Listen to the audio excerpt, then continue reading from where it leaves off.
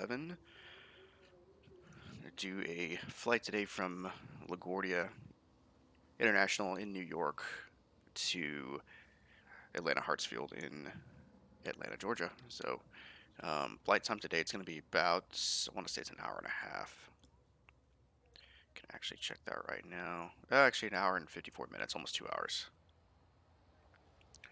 So a little bit of a longer flight today, but I wanted to go from hub to hub and you see a little bit of the East Coast. So that is what we're going to do today. We are in the Flight Factor 757. Got the avionics upgrade going, so a little bit of a cleaner look in the cockpit. But let's go ahead and get this show on the road. Let me go ahead and make sure we got ground power real quick. So I'm going to go ground. Actually, that's all there. Airplane. Let's open some doors. And for whatever reason, this airport doesn't have autogate. This is the Jersey design in New York, and we don't have autogate for it, which is a little annoying. But no worries. We do have some ATC on today, so we should have ATC at least until we get out of New York, and then we'll be on our own until somebody else gets on. Alright, so let's go ahead and get this thing powered up. Switch that to battery. Right, exterior power, get the bus ties going. Perfect.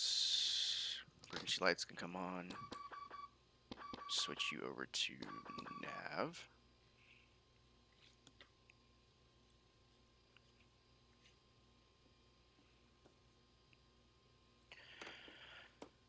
All that can stay there for now. I'm going to go ahead and cut this stuff on, because we're going to start the APU here pretty soon.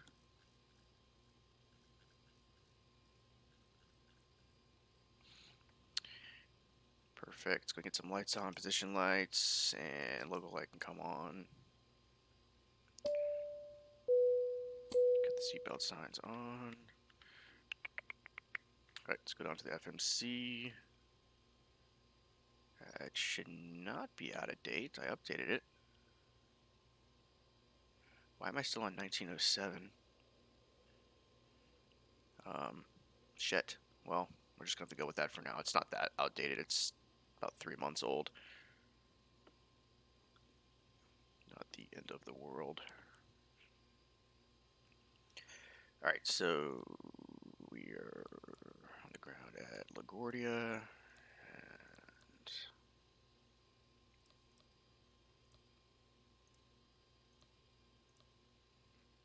perfect. I'm not going to worry about the gates. Okay, I'm going to pop it out here. Going to Atlanta. Today we are flights American Airlines 7488. All that can stay there for now. We're going to execute you. Perfect. Alright. So we're going to go ahead and fuel up here.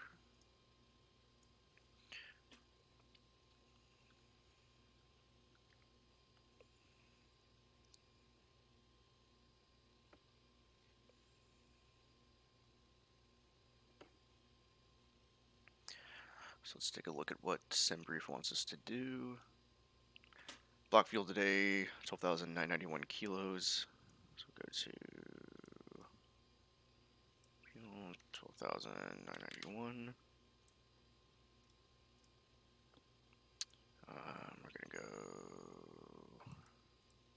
I want to say this thing holds 175 passengers. 170. Alright, so that puts us at a zero fuel weight of 78.2. We need to be at 83.4, so we need to add about 5,200 to this, so we'll get up to 79.22. Alright, so zero fuel weight, 83.4, 83.4, it's pretty much exact to what SimBrief wants. I'm fine with the center of gravity there, CG looks good there. So let's go ahead and let me make sure that my PIP FMC is set. It is. And do that before we do anything else. Alright, so looking good there. We go ahead and program our... Actually, we probably need to get our clearance first before I start jacking around with the FMC.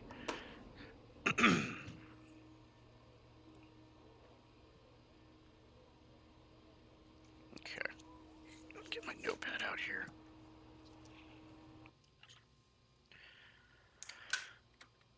Alright, so let's see. We've got... I gotta figure out who they are. That is Newark departure, so I think we need to go to 128.12.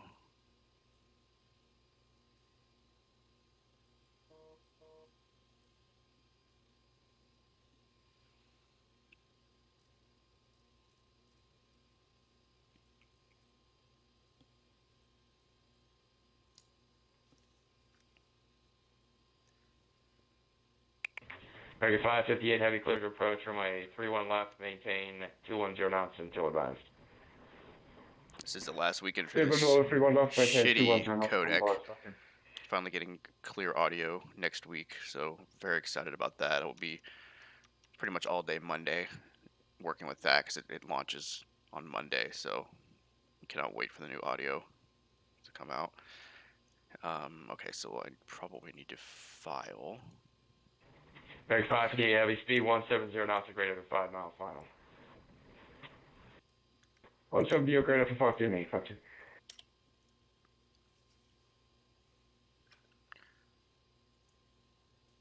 I probably need to pull my charts up here real quick before. We should be taking the LaGuardia 5 out. No, I'm not going to update right now. What the hell?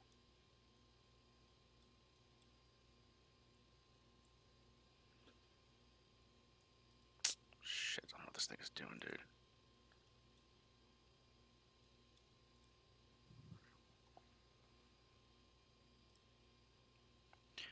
Well, my charts aren't moving.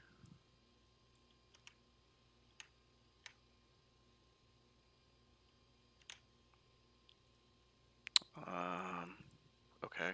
That's really annoying. Hold on. And Kennedy departure, American 533 is holding short on November Bravo, Sugar Alpha, ready to taxi before left.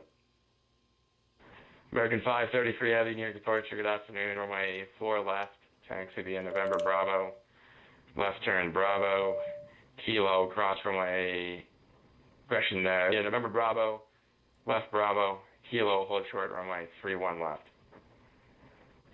4 left, taxi via November Bravo, left Bravo, Kilo, hold short, runway 31 left. 533. 35, 58 heavy, wind 320 at 7, runway 31 left, clear land.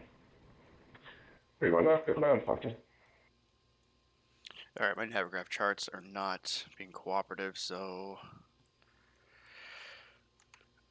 it's like dragging onto my screen here. I'm going to have to do the update, I think, real quick before I can get this to work. Should not have to do that, but I can't have my charts in the middle of my screen. You guys don't see it because... okay, so he's going to clear me via PDC, so that's fine. While I wait for that, I'm going to try to get my charts figured out.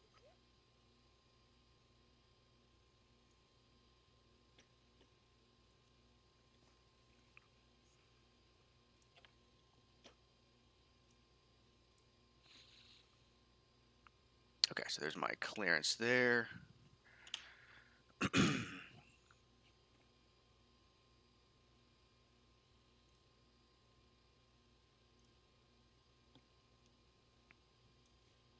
Bear with me while I arm wrestle with Navigraph.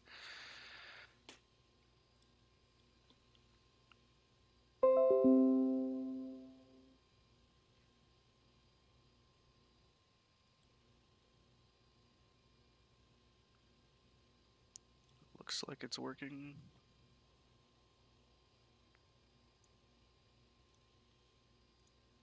Okay. That is working. Flights. I think I've got this flight pre-programmed in here already. I guess we'll find out here in a sec. We're going to LaGuardia to Atlanta. Yep, it's right here. So he gave us our clearance, so we've got everything here. We're going to go ahead and load all of that in. Sorry for the delay. We can blame Navigraph for that.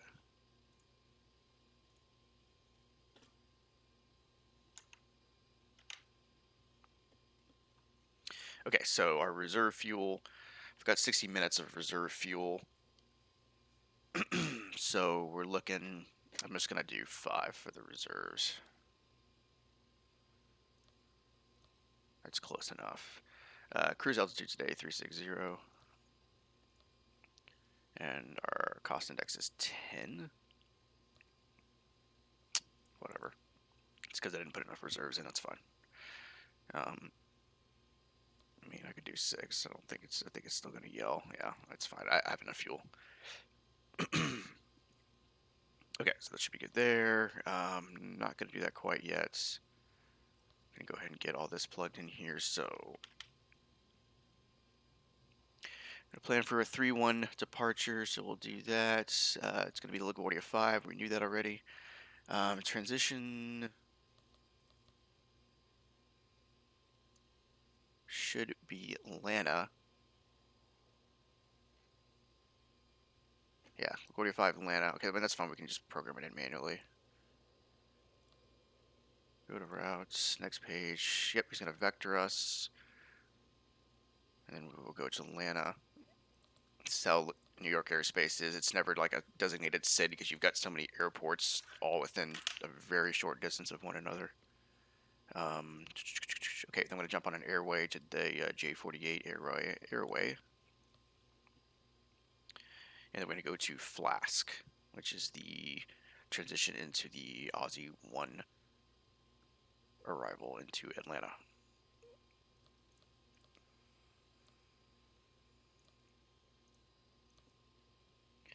Execute that. Yep, we did that already, did we not? I thought I executed that already, but okay. Make sure. American 533 Heavy at Kilo Cross from my 3-1 left. You taxi to 4 left. Okay, arrival. We're Cross gonna the go Aussie 31 1. left at Kilo and continue to taxi to 4 left, 533. American 558 Heavy, welcome to Kennedy. Taxi via November. Turn left on Alpha and taxi to the ramp. We'll plan for Aussie 1 for now. November, Alpha to the ramp. Okay, thanks. Let's pull up the weather in Atlanta real quick. Let's see which runway we should plan for. Winds north-northwest, 290 at 7. So yeah, I would definitely be on the 8s. Let's pull up the Atlanta charts. Where are you, Atlanta?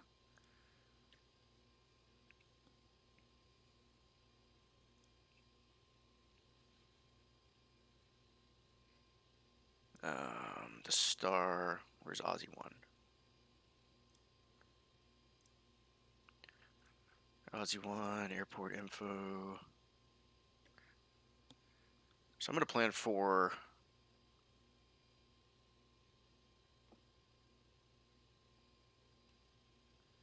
I guess 8 left, 8 right. It doesn't matter. Just go for 8 right. I don't know what their actual procedures are. Okay, so let's go to our approach procedure here. So we're doing 8 rights. Let's make sure we get the right approach fixes plugged in. Why is this not loading? So we can go parry here, just straight in. Execute that.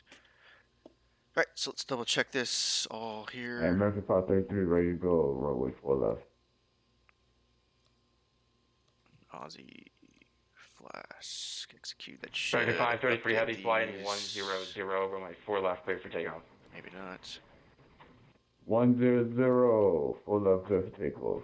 533. Alright, he'll give me climb instructions because they're almost wanting us to cruise by Atlanta, but that's 54 miles out, so should be good there. Let's go ahead, get our takeoff configuration set here, flap set there. We're just gonna do we'll just do 50 degrees there for the derated takeoff trim set.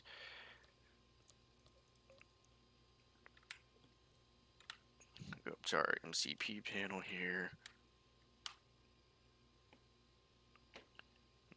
this real quick. This is bothering me.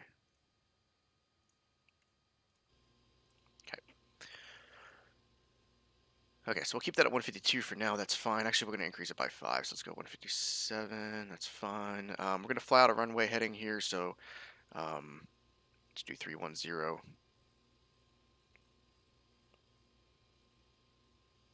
That is fine. And then so we're on the LaGuardia 5 departure.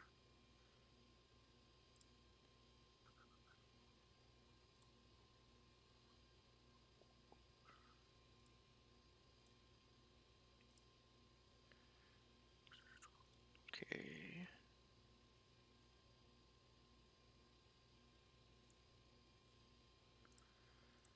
Navigraph. What are you doing to me? Okay. American 533 Heavy near departure, radar contact, call maintained 11,000. 11,000, 533. Okay, let's see. Maintain 5,000. Okay, it's literally right there in front of my face. Okay, he'll give me vector instructions from there. Perfect. That's all good to go. We gotta get the flight directors on before I do that. LNAV, VNAV, perfect. Actually, we do not need VNAV because we're flying out a runway heading. So, LaGuardia 5 departure. It's just going to be a straight on out from runway 31. We're going Atlanta, so we're going to expect vectors. He's going to give us those vectors. 314 is going to be our runway heading. Perfect. Okay. Let's go up top here. Let's go ahead and get the APU up and running. Go ahead and cut the yaw dampers on. I'm going to turn all this on. We can go ahead and get our hydraulic pumps turned on. Window heats. 3533 Heavy, turn left heading 040. Don't need the rat. Left 040, 533. Go ahead and cut the fuel pumps. We have no fuel in the center fuel tank. That's fine. And that needs to go to auto. Our landing altitude in American Atlanta. 533 Heavy, maintain 11,000, contact New York Center 125.32. A little about 1,020 feet. Over 135.32, and they're going to maintain 11,000, 533. Thank you for great. Have a great day. American 533 Heavy, just to verify the frequency is 125.32, 2532. 2532 for center, 533.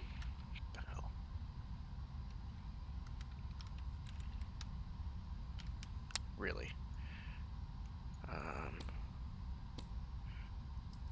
Why isn't that popping up? Huh. That display's not coming up. Go ahead and where's the recall clear?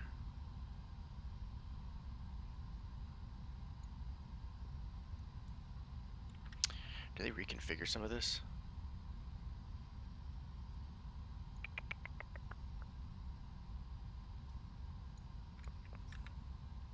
Oh, it's right here. Okay. Oh yeah, we need to close the doors. Yes, approach Spearwing 253 with you out of 10,000 for 8,000. Spearwing 353 near approach, good afternoon, it is Bravo's current. New York altimeter 29907, expect altitude 2 left. APU should be on, APU gen. Expect ILS 22 left, Spearwing 353. Perfect. New York approach, American 5928 is with you. I'm at flight level 190, 250 across Lundy. American 5928 near approach, good afternoon, it is Charlie is current, the altimeter 29906, expect ILS 4 right approach, and after landing, descend to maintain 16,000. Okay, 265,000. Down to 16,000 after Lundy and expecting ILS 4 right for American 5928. Where's my altimeter? Okay, I don't see it on there. That's just flight heading 340. So, kind of really slow today. Okay, I need to get the altimeter for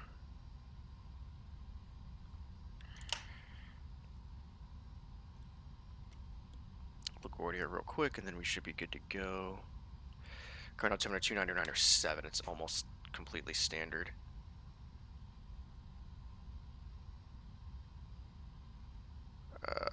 Where do we do the altimeter on this thing now?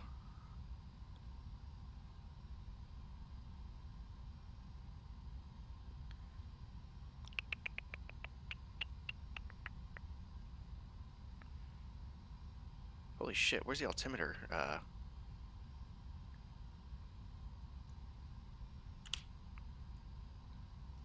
Is it down here now? Nope. Oh, Barrow. Where does it change? No. There it is right there, but I don't want that. It's right there. I just gotta fiddle with it. It's in a different spot. Okay, that's for the minimums. Okay, I see right here. 299.7. There we go. And then we will do it on this side, which the first officer's... American 5928, departing LaGuardia, heading 130, vectors Alice 4, right approach, descend and maintain 13,000.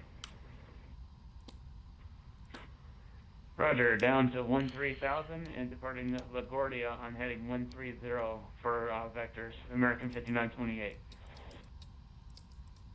Spare wing 353, made 1,000, speed 250 knots. What the hell? Why isn't his stuff on? Say again, altitude for Spearwing 356? Spare wing 353, actually, descend and maintain 6,000. I'm about to not worry about it. Maintain 250 knots.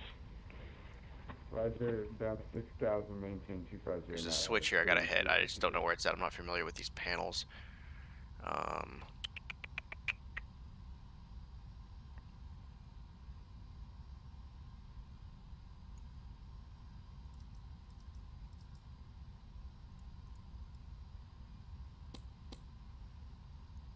That is really strange. Usually that stuff just comes on automatically. Is there something up top I gotta do?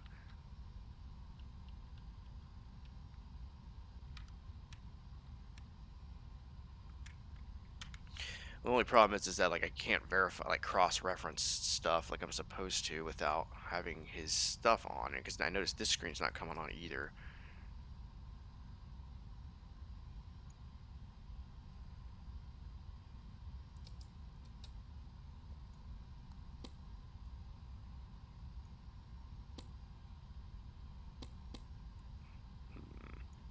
New York approach, Delta 1, Alpha out. It's really strange. Let me... It's just gonna drive my OCD crazy. Delta 1-2 Alpha Bravo, near approach, good afternoon, 8. Charlie is currently expect Alice 4, right approach, the altimeter 299.6. I'm just gonna look it up real quick, and if I don't figure it out here soon, then we're just gonna roll with it. American 5928, turn right heading 150, descend and maintain 8,000. Roger, right to 150, down to 8,000, American 5928.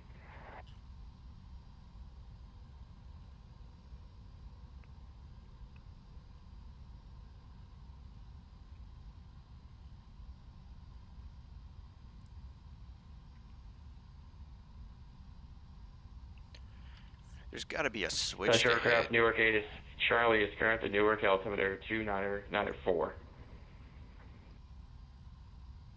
That's the panel light.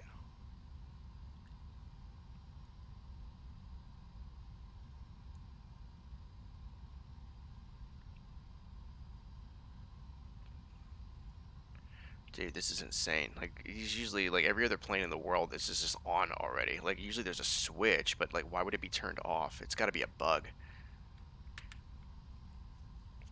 Okay, whatever. I don't have time to deal with this. I don't know why it's like that. It's really annoying. But... Special Kennedy aircraft, Kennedy 8 is Delta is current, the Kennedy altimeter 299.6. we gotta get out of here, so... let's go ahead and... start planning the pushback. American 5928, Charlie heading 190, descend and maintain 5,000. Roger, 190 on the heading, down to 5,000, American 5928. All right, Captain, got the directions. Let me know through the menu when you're ready. York approach, York 59, hello, we're good, sir. Call and approach you unreadable. Delta 12 Alpha Bravo, just gonna maintain 7,000. Welcome to the last days of VATSIM. Delta 12 Bravo.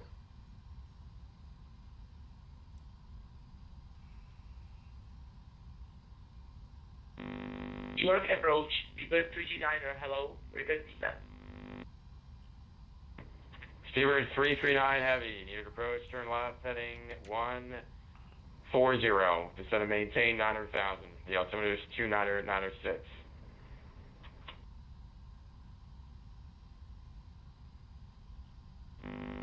Turn left heading 190 and descend heading 90, 3G9er.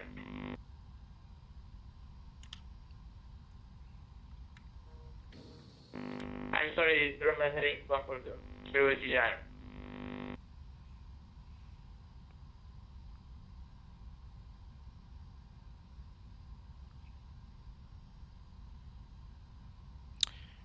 Oh my god. Speedwing 353, turn right heading 070, vector to final, maintain 6,000. I'm so fucking annoyed right now that I can't get these screens to turn on.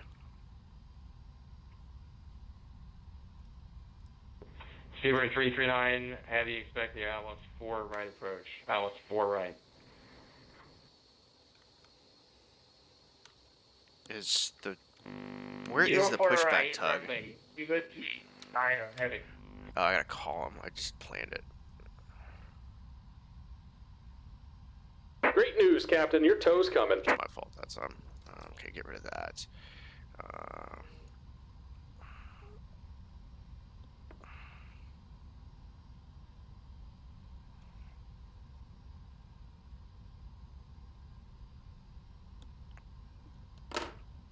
Like I can't get the engines to come up, so I can't do a. I mean, I could do a flight systems check or a control surface check, but it's like I don't understand why these screens aren't coming on. What have you been do at flight level? No, 6,000. Now, A1 Heavy, near approach, proceed right Grecki, climb maintain 10,000. Correctly, and climb maintain 10,000. A1 Heavy. It looks like there's something going on Bravo, the right side. Right? All right. Looks like the doors and hatches are Oh, closed. I didn't We're have ready that to on. connect. There it goes. I didn't have that bus switch on. That is 100% my fault. I thought I Delta flipped 12 Alpha that. Bravo, fly heading 240. Okay. Heading 240. Delta That's better, which means this probably... There it is. Okay. Newark approach United 49 Heavy through 8400 for 7,000 and correct. Alright, we gotta figure it out. United, correct, United 49 Heavy, approach, good afternoon, 8 Charlie, Stern, expect Dallas 22 left. The Newark altimeter 2994. Altimeter 2994 for the ILS 22 left, United 49 Heavy.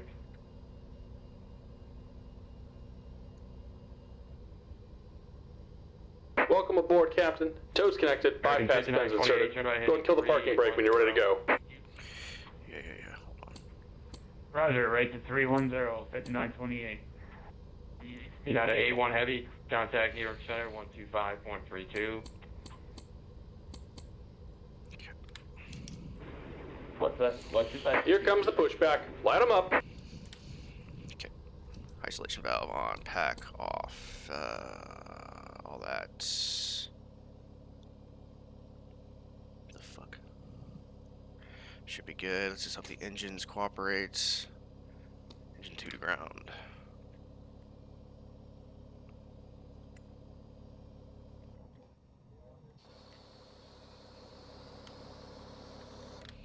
Should probably turn my anti-collision. Delta 12 Alpha Bravo, maintain 250 knots.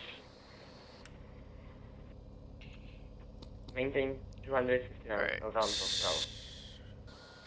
Speedbird 339 Heavy, maintain 210 knots, speed 210. Reduce speed to 210. No, Speedbird 29. American 5928, so maintain 3,000.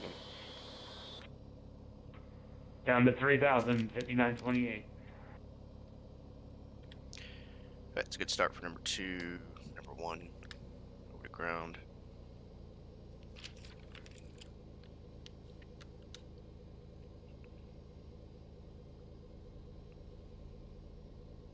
Just about done here. Go ahead and set your parking brake. Spearwing 353 to maintain. And we're disconnecting the tow. Give me just a moment. Add fuel. Down to Perfect. 4,000, maintain 210, Xplane 353. United 49 Heavy, turn left heading 180. Descend to maintain 6,000. Vector ILS from my 22 locked approach.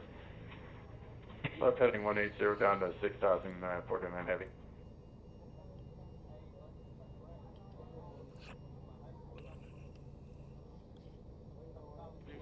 Delta 12 Alpha Bravo, flighting 250. Fly heading 250, Delta 12 Alpha Bravo. Sabre 339 Heavy, turn right heading 250, descend to maintain 5,000. APU coming off. Turn right heading 250. And we're disconnected. Signal and pin on the left. Take it easy and have a safe flight.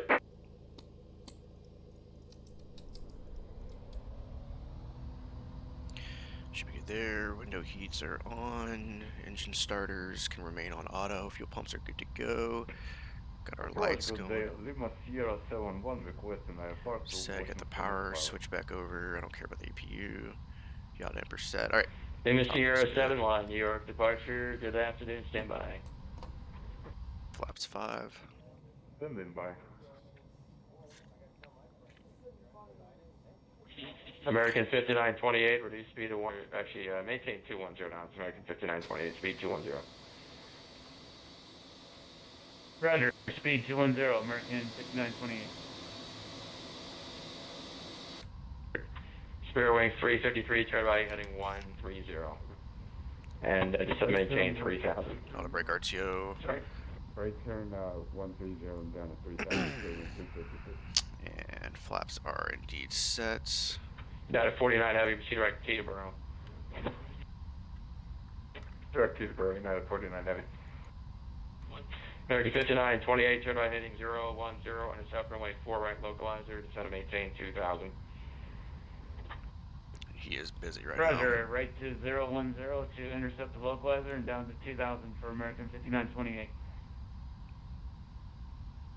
Range 353, reduce speed to 180. now. Transponder 1501, I almost forgot.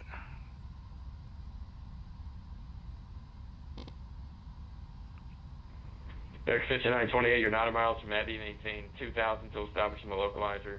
Cleared ILS for my 4 right approach, maintain 170 knots or greater until left. Let's go ahead and get center plugged in, 125.32.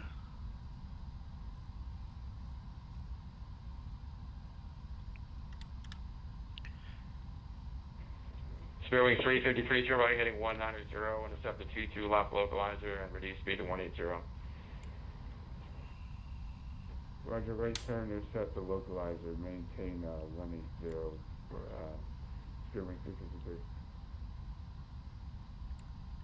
American 5928, you're 7 miles from Heavy, maintain 2,000 until establishing the localizer. Cleared ILS for my 4 right approach, maintain 170 knots or greater till Heavy.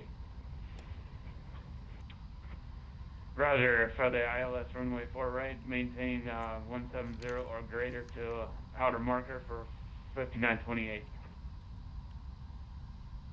New approach. Spearwing 353, you're 6 miles from Buzz. American column, stand by. Spearwing 353, you're 6 miles from Buzz, maintain 3,000 until establish localizer. Cleared ILS from my 22 left approach, maintain 170 knots or greater till Buzz. Roger, maintain 3,000 to establish, cleared ILS 22 left, and maintain 170 or greater to find Spearwing 353.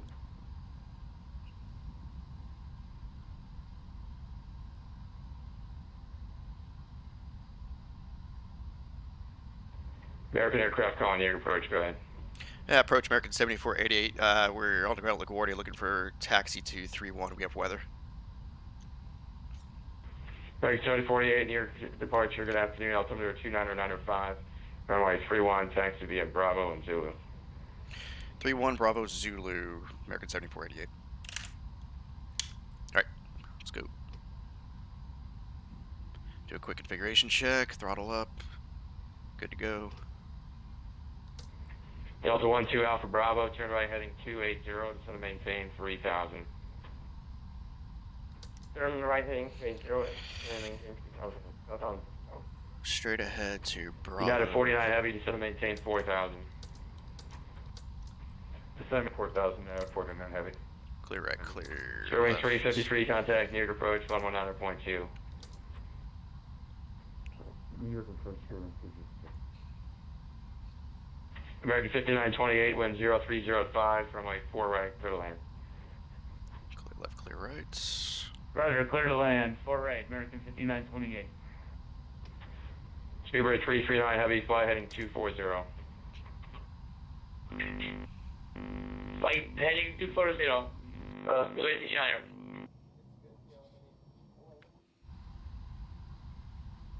Don't want to go that way.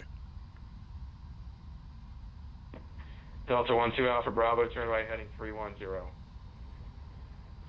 Right, turn right heading 310. South on. Alright, so we're on Bravo now. I'm going to take this all the way to the very end to Zulu. Delta 12 Alpha Bravo, reduce speed to 210. 210. South on. United 49 Heavy, descend and maintain 3000, then reduce speed to 190. Alright.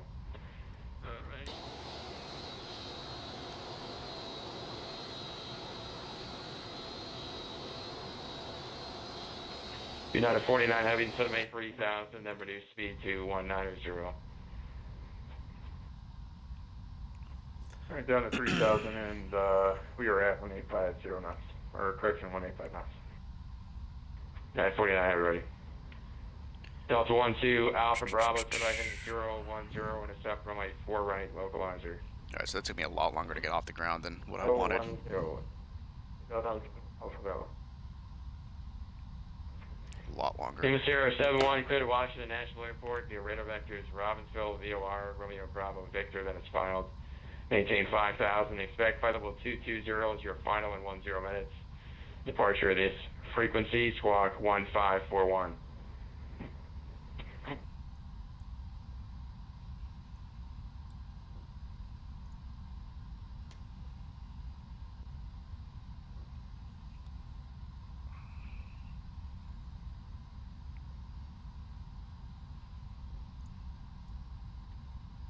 Speedbird 339 Heavy, descend and maintain 3000, then reduce speed to 180. You should maintain 3000 and reduce speed 180. Zulu right there.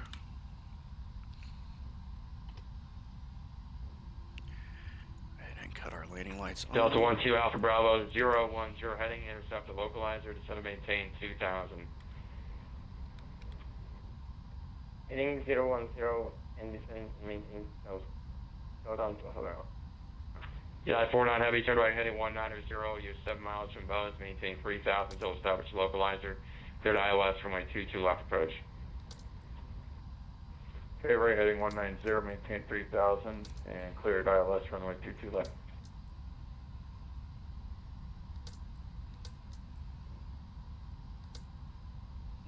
American 5928, turn left at Foxtrot Alpha, taxi Foxtrot Alpha, Foxtrot, hold short on my 4 left. Roger, taxiing via God, these Foxtrot grass Alpha, textures we'll are so hold, bad. Hold short for left, 5928. Delta 12 Alpha Bravo, descend and maintain 2000. And maintain 2000 Delta on to Alpha Bravo. Your departure, American 7488, short 31 left, ready to go.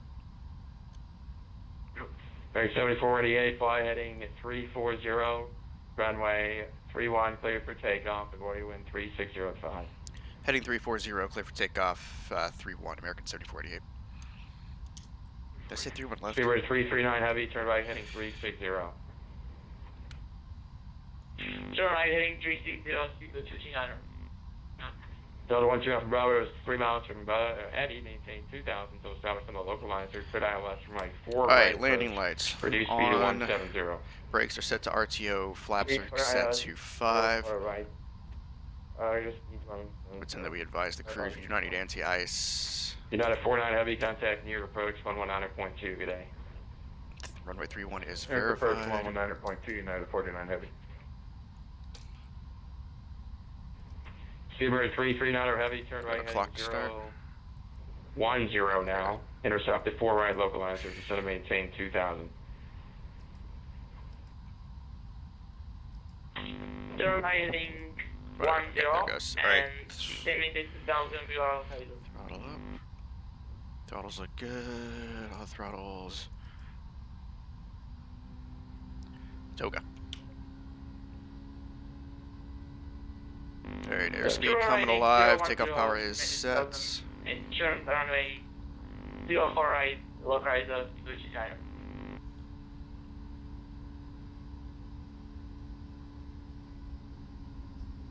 What the hell is going American on, dude? 5928 at Foxtrot, cross from like 4 left. I don't know what my Turn throttles right are on doing. Bravo, then taxi via Bravo. I gotta reject. I gotta reject. Shit, dude. Roger, crossing 4 left on Foxtrot, then I'm going to turn right This is on not Bravo, good. and taxiing via Bravo to Dude, Terminal 8. my left Around engine just 28. decided to stop throttling. Total 12 Alpha Bravo, wind 030 at 5, runway 4 right, clear to land. Jesus Christ, dude. What the hell? Right, down 12 Bravo. Alright. That is literally my first rejected takeoff ever, so. New York departure, good day, United 75. We're parked up at Gate, we're What the hell was that, dude? To Just didn't throttle up. Alright, 75, New York departure, stand by for PDC. Stand by for PDC.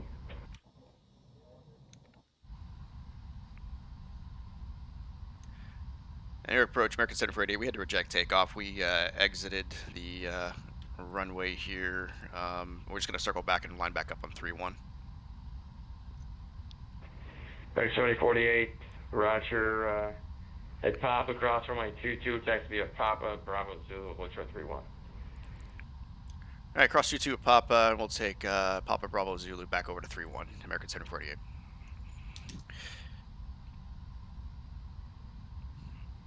It's the weirdest thing ever.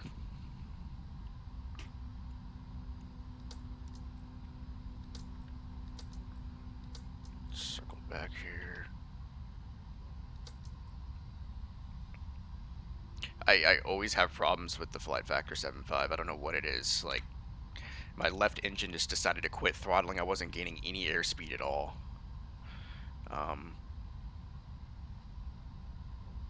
Really strange.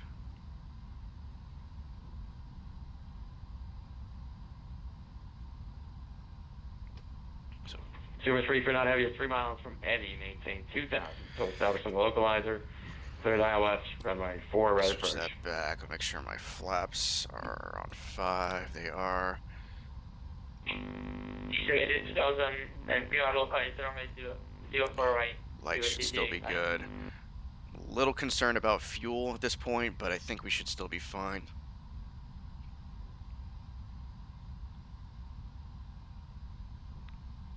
No idea what just happened. I've literally never had to reject a takeoff before.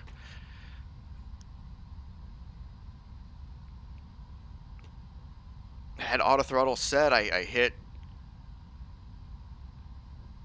just same procedure that I always do. I don't know if it's a Delta 12 bug or Alpha what. Bravo, welcome to Kennedy Airport, exit left at the end on Echo. Taxi via Echo, hold short, runway 4 left. I think we're Echo and hold short of runway, down 12 Bravo.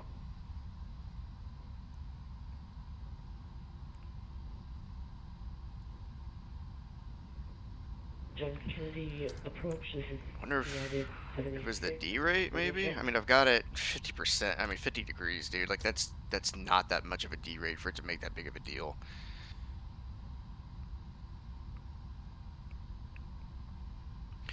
I think I'm just going to manually do it. I'm not going to hit Toga. I'm just going to manually advance the throttles just to get off the ground. So we're already behind as it is. 339 heavy, runway 4 right, clear to land. Runway 04 right, clear to land, Gateway 229. United 76, near to line clear. Roger, United 76, IFR to Philadelphia.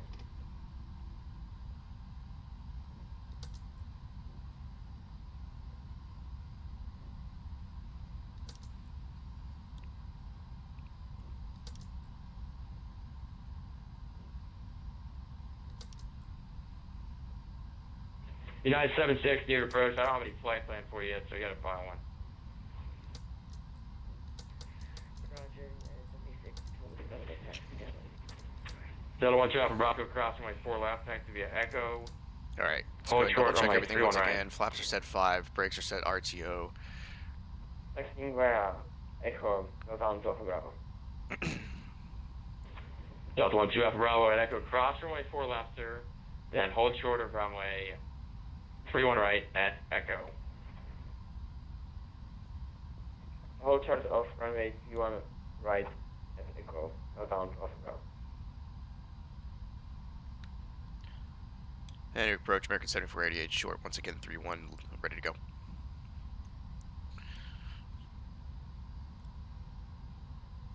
American 748, fly heading 340, runway 31, clear for takeoff. Heading 340, 31, clear for takeoff, American 7048. Alright, let's try this again. I don't know if it's my throttle quadrant or what. Like,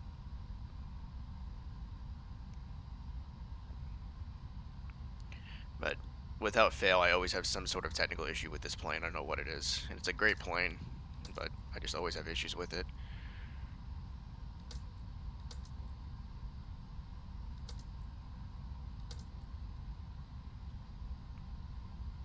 Alright, 3-1 verified again.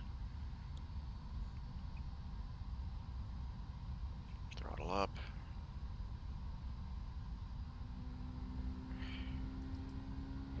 Silver 339 Heavy, welcome to Kennedy, left turn Echo, taxi via Echo, hold short runway 4 left.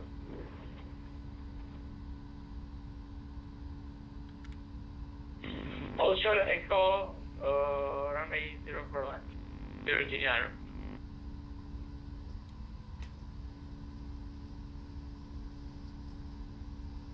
American Expression Delta 1 2 Alpha Bravo at Echo, cross runway Dude, I'm not 31 gonna right. make this, dude. Then taxi via Echo, Bravo. Son of a bitch.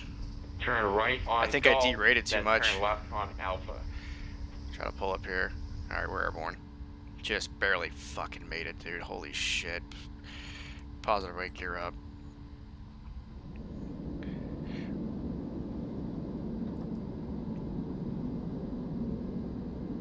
I'm gonna go 340 here.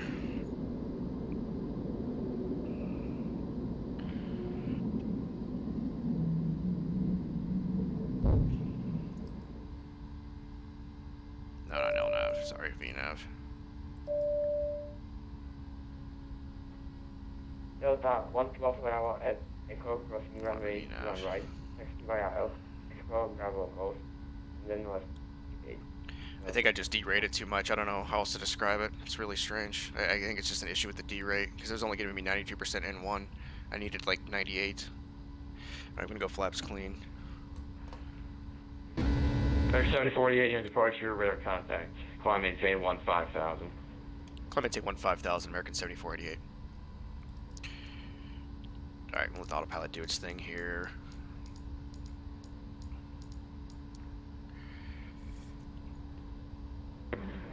United 75 in our PDC, you said that our final altitude was 10,000 feet, is that correct? United 75, affirmative. Just call me when you're ready to taxi. Expect 4 left. Alright, so we are back on track here. It's just one of those days today. No, 75, that was my question. It says that our final altitude is 10,000 feet, is that correct? United 75, affirmative. New York City down over there, that's autogen, it's not custom scenery, so that's why it looks like crap. Okay, United 75. American 7048, turn left heading 250. Left 250, American 7488. Silver 339 Heavy at Echo, cross runway 4 Hell. left, taxi via Echo, hold short 31 right.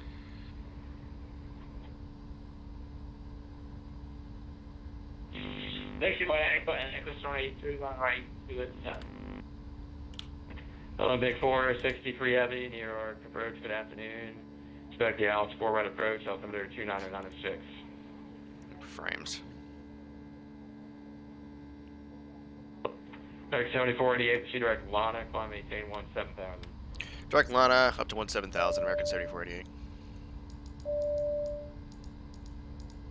Alright, Alright, so it's direct Lana. So we're gonna go here.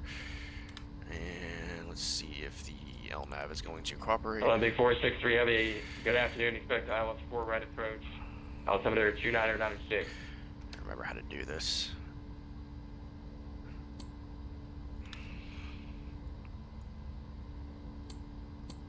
Yes, we should be direct Lana, which is right there. New York departure, American 1378 at gate Alpha 32, with approval for the DZ5, requesting a pushback and taxi instructions. American 1378, your departure, pushback is approved. Just let me know when you're ready to taxi. 1378. Olympic 463 Heavy, descend and maintain 900,000. There we go.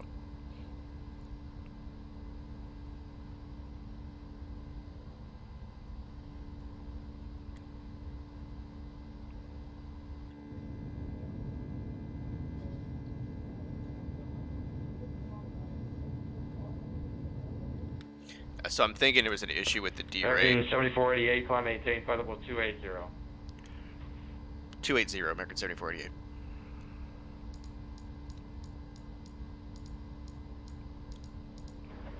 Approach Southwest 8375, flight level.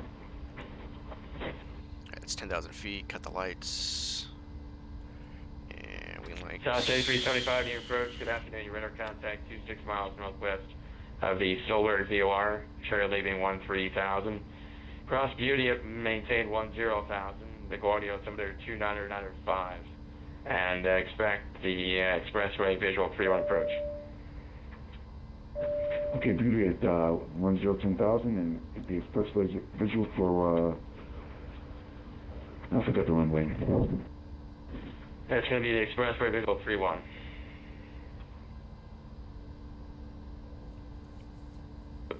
Olympic 463 Heavy, descend and maintain 7,000. Series 339 Heavy, turn right on to Bravo and taxi the gate.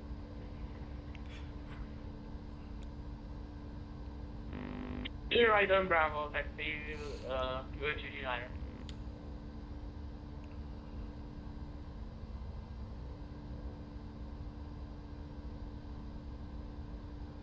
Yeah, so I think it was an issue with the D-rated takeoff. I hit 50 degrees Celsius, which is pretty low for a D-rate, and I think it's going to be a big deal.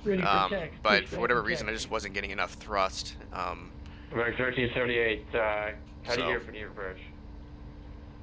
Probably should have just gone with a lower D-rate and we would have been fine. But Affirmative, how do you hear? On that runway. Loud clear, sir. American 1378, roger. You asked me earlier, I said pushback approved, sir. Just call me when you're ready to taxi. You're still on the ramp. I don't control the ramp. Pushback to your discretion. I understand that's for departure runway 4 left. Affirmative, sir. Just advising you're ready to taxi runway 4 left. Get Navigraph, dude. Make these charts. This app is... Okay, miscommunication. That's what I was calling for, sir. Thank you. Always. Olympic 463, heavy flight 250, vector ILS 4 right approach. What the fuck? Ignore. American 7488, leave my airspace, New York Center closed, radar service terminated, for exchange approved today. Odin Unicom for American 7488, thanks for the help this morning. United States for Customs. Alright, so we're on Olympic 463, heavy flight heading 250, vectors ILS 4 right. Alright, so we're on our own now. New York Center was on, they got off. And Atlanta Center's not on, nor is DC Center, so we're going to be on our own for the time being. Navigraph, however, is not being very nice to me right now. So I may have lost my charts.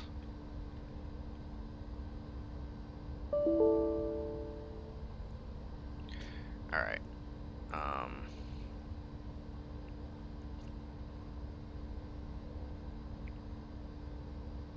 Okay, so we're going to end that task.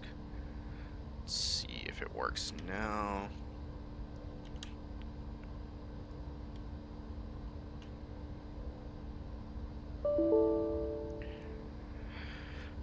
I don't know.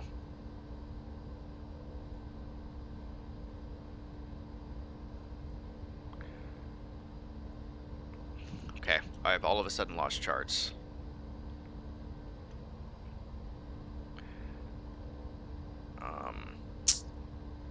That is super annoying because I don't have.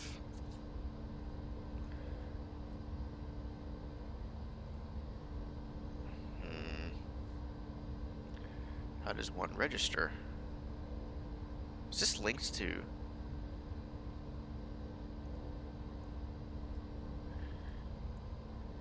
Checklist. I don't care about checklists. I want charts. KATL. Nope. Options.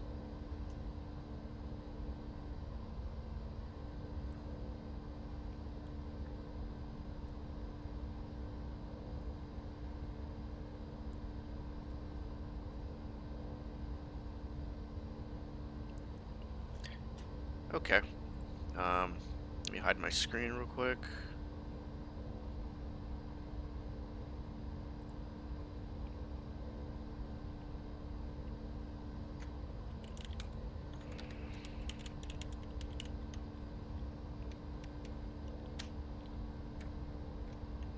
What the hell is wrong with this thing, dude? This thing is janky, man. Holy shit.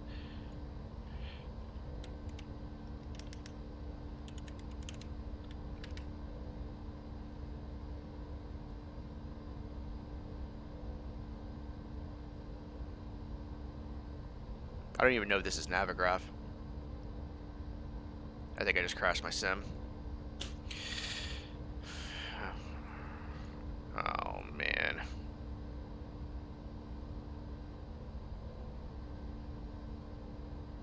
Yeah, my sim's gonna crash. Well.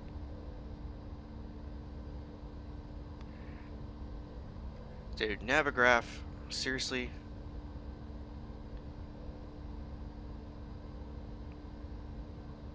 Oh, wait, there it goes. Okay. Holy shit.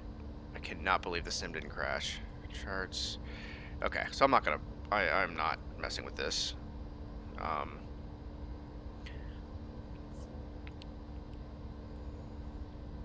don't understand why Navigraph is being so goddamn funky today. I'm gonna reinstall it and see. It's probably gonna crash my sim, but I need charts.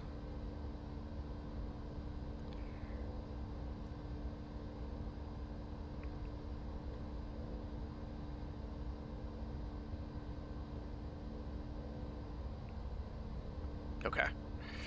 Got him back up. I was trying to see the runway link for 3-1 in LaGuardia. Yeah, it's a 7,000 foot runway. That's why it's a little short. I mean, it's at sea level, but I shouldn't have derated the takeoff. I mean, that's... I just usually just by habit do that, but whatever.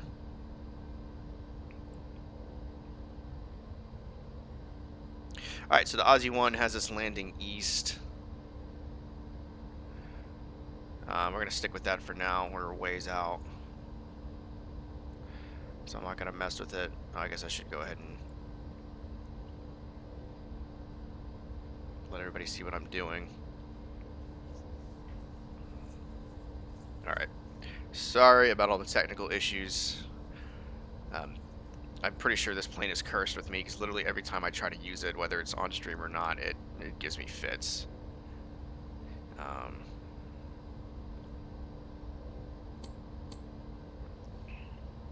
Alright. I need to get up to my cruising altitude, which is 360, right? Yeah.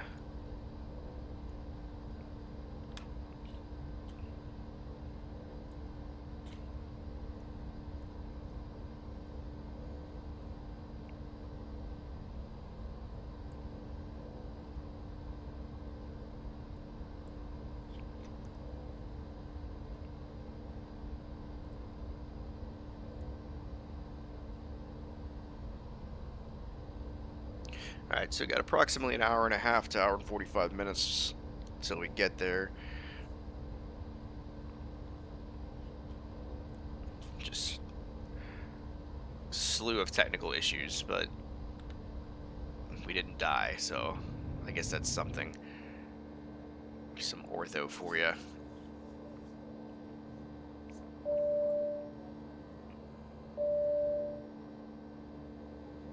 But yeah, I'm super excited for the new voice codec coming out on Monday. There was a thing that popped up on here that talked about the switch. Yeah, migration starts Sunday, which is tomorrow. 20 Zulu. So we'll be done with Squawk Box forever, because in order to use Squawk Box, you have to have a separate client running alongside it, and I don't want to have a bunch of plugins. So there's a new client for Xplane called Xpilot that's I think is already released already. So I'll mess with that probably off stream. That way I can work on any technical kinks. But yeah, super excited about the voice codec. I mean, it was coming through clear today, but you got some people that come through. It sounds like they're in a basement in Turkey or something, like 6,000 feet below the surface, and they're talking to you through a tin can. So that pretty much fixes that problem, and it sounds more realistic. Sounds more like real air traffic control and whatnot.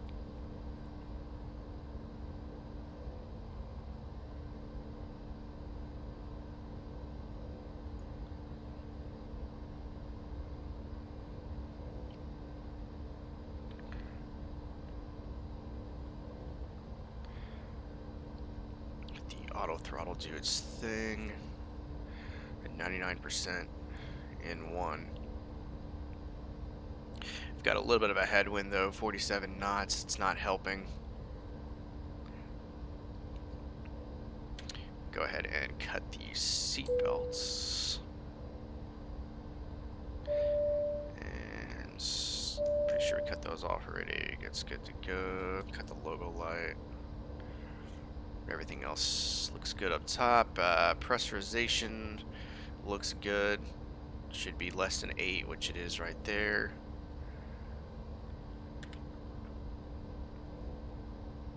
Didn't run through any of our checklists because I'm over here fighting with Navigraph.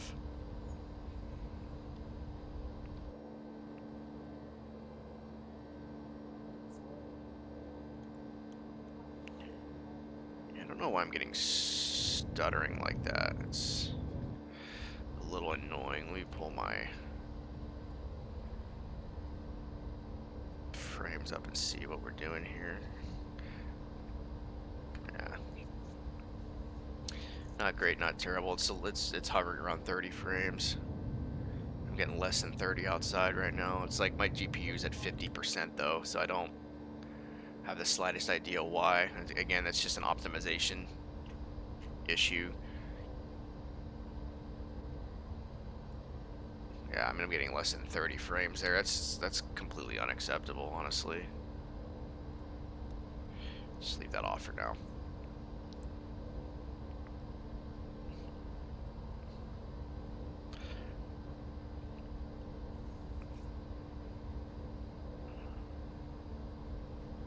I'm telling you though, man, Xplane, they better step their game up, because once the new flight sim comes out from Microsoft, it's already been a game changer. They're gonna have to work cut out for them. It's not gonna. I don't think it's gonna kill Xplane, but it's gonna set a standard that they're not gonna be able to match for a long time. I mean, you see how long it takes for them. I mean, they've been talking about Vulcan for years now, and it's still not even in beta. I mean, of course, Microsoft has resources, right? But for me to be able to be utilizing 50% of my hardware right now, less, and I'm not getting more than 30 frames, like, that's insane. What does that say? Auto throttle alert? Huh. don't know what that means, dude. My frames are altitude alert.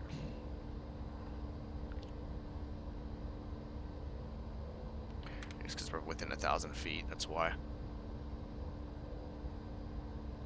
But yeah, for me to be getting this stuttering is insane. Like, it's absolutely insane. I don't have, like, the greatest... I've got a 1070 graphics card, but it's operating at 43% right now, less than 40% right now. And I'm getting frame drops, like...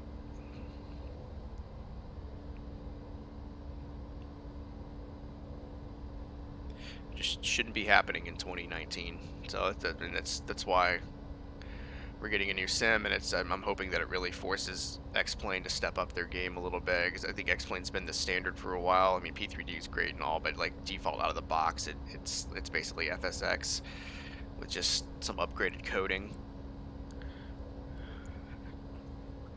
But you know, development and improvements are so slow to come out, and I get it's a small team, but communication has always been an issue with flight sim developers. They don't give you proper release dates. Like with Microsoft, it's like, this date's this date is that. You know, we're releasing information on this date. This is when the open, you know, the closed alpha starts. You know, with this, it's like, oh, well, we don't know when Vulkan's going to come out, and we think that we're going to have a beta by the end of the year. So that's kind of the difference.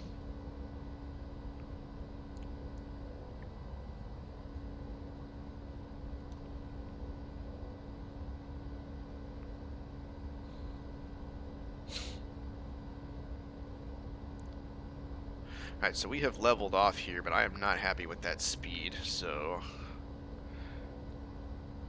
I'm going to see if I can bump us up here just a little bit.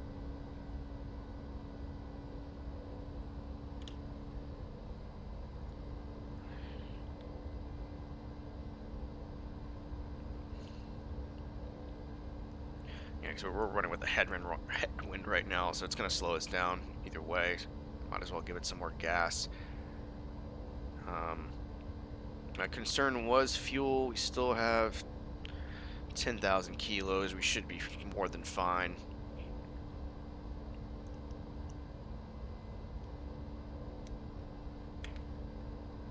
Worst case, I believe our alternate is Charlotte.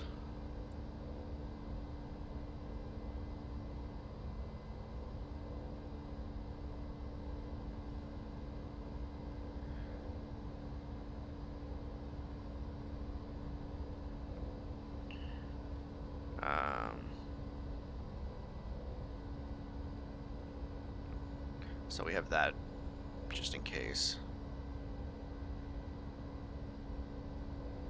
Nope, alternate is actually Nashville, which is actually a little bit closer to Atlanta than Charlotte. Get you a wing view here.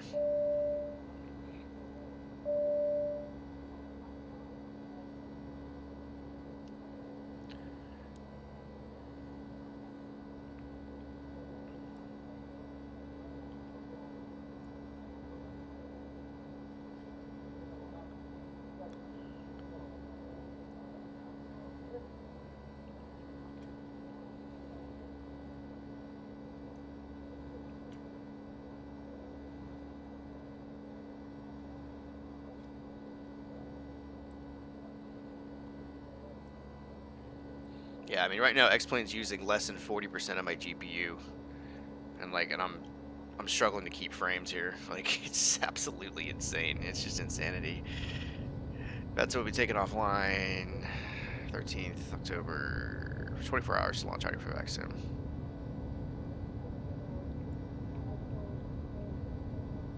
It's a big release. This is probably one of the biggest updates VATSIM's ever done. I'm hoping that the launch goes smooth, because I will be on Monday testing it out, hoping that it's a smooth deal for them.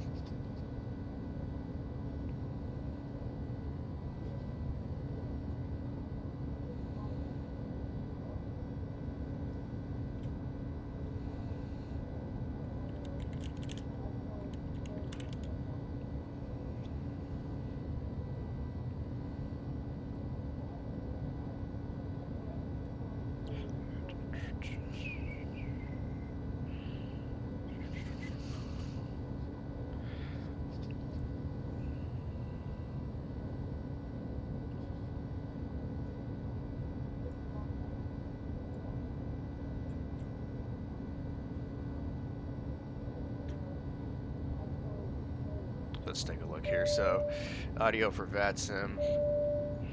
Keep it minimized for now. 1 day, 5 hours. So this is actually a pretty well put together website, honestly. So we know we're in Xplane. So Xpilot's what we're going to be using. Squawk Box requires a standalone client. We're not going to be doing that. I just don't want more plugins and more shit being pumped into the sim than what's necessary. So I prefer not to mess with it. So we're going to switch to Xpilot. This is like a newer thing. It's supposedly going to be really good and a lot more user-friendly and streamlined than Squawk Box. Anyway, Squawk Box is ancient. But it looks like it's pretty straightforward. So definitely looking forward to that.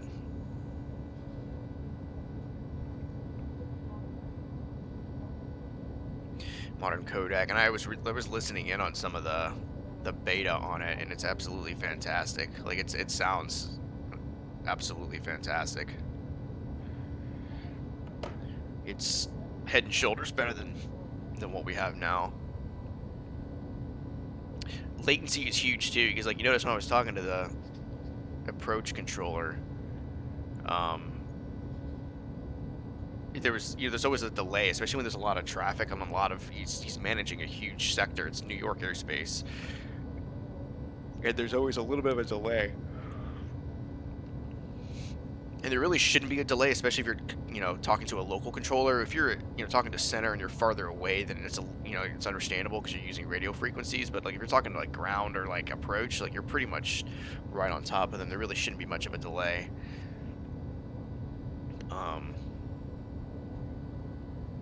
So that'll be nice to have the latency reduced. This is huge though. The ATC. Multiple transmit receive frequencies at once. So the way I understand that is like you can have one controller controlling ground clearance, and you switch between the frequencies realistically. So they're becoming more and more like Pilot Edge. What the hell's that noise? So that's really neat.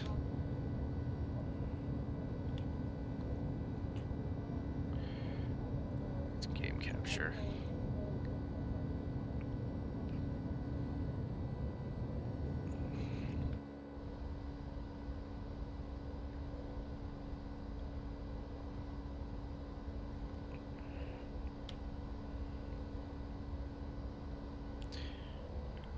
Alright, so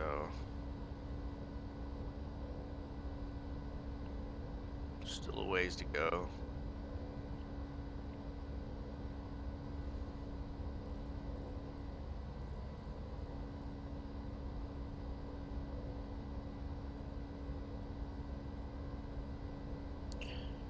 I think there's lights up here, dude. What is with these frames, dude? Like, why? I don't understand. Usually the fly factor plays nicer than this. There's that. Glare shield lights. Yeah.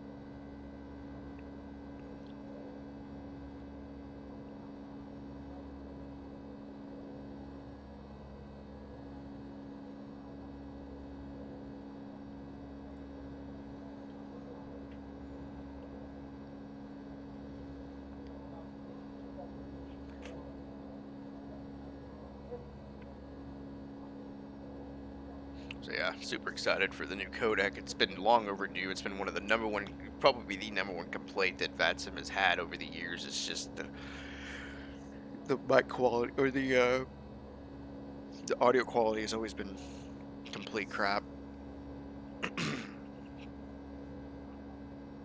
Some people blame other people's mics, which maybe, but I mean I've seen people with $100 mics, and they still sound like they're talking through a tin can.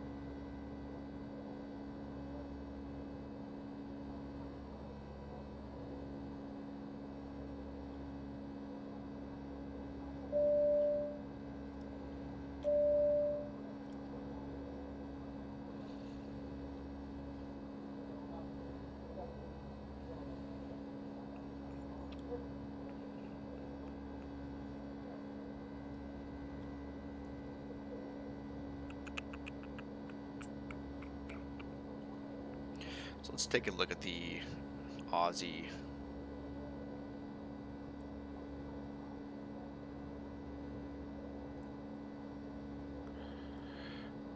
departure here.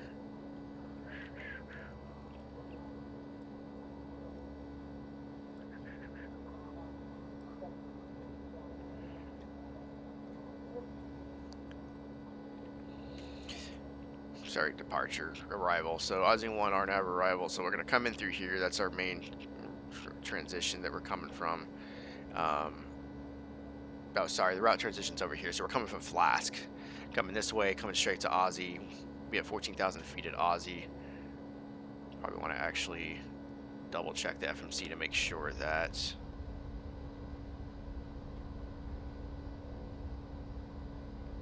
Yeah, see, it's not programmed in properly.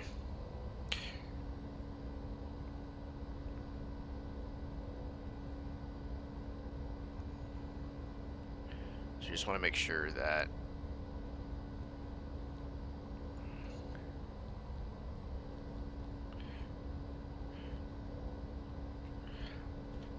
again, I think this is a flight factor issue, because usually, like on the Zebo, this usually gets programmed in perfectly every time.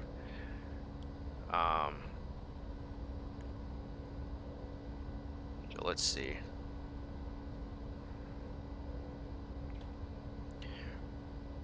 Yeah, because we're landing east, so we need to be at 14,000 there. Kala, we need to be... What the hell? That's right, we're not going that way. We're going Harry to Killer. Okay, so that's actually the last deal there. So 14,000 is our last assigned deal there, and it lets us down from here. I just had to make sure that that was done correctly, because at Flask, yeah, I just want to make sure that the top of descent starts properly. So that would have been, we would have been about 7,000 feet above where we needed to be if we wouldn't have switched that. So I'm glad I noticed it, because we'll be there before we know it.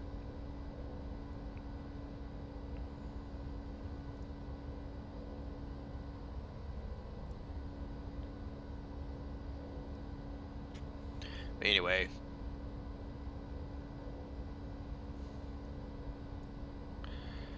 come over here. We'll go down here. We're going to come straight Aussie Harry Killer, get on a downwind, and then circle back this way.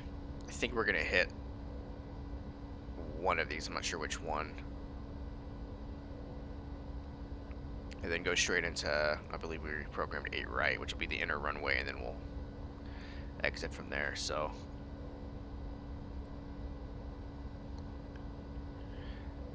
should be pretty straightforward. As long as the winds stay what they should, then should be good there.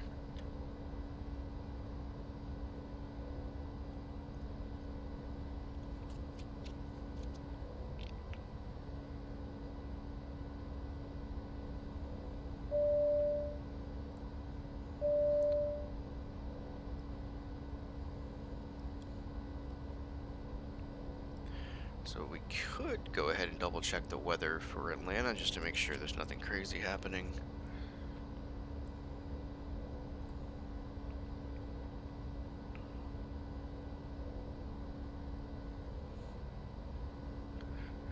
Winds 280 at 12. So the winds are from the west now. Oh man.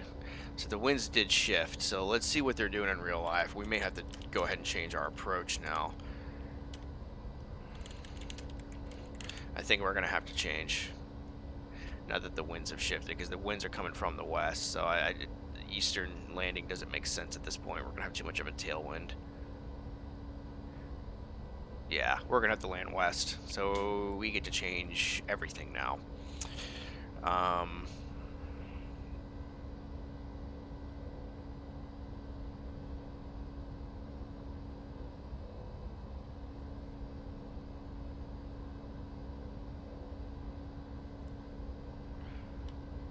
So that's going to change the arrival.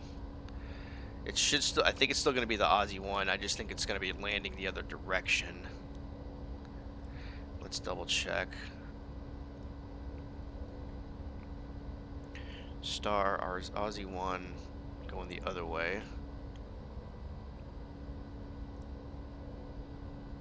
Yeah, so it's still the Aussie one. We're just going to plan to land.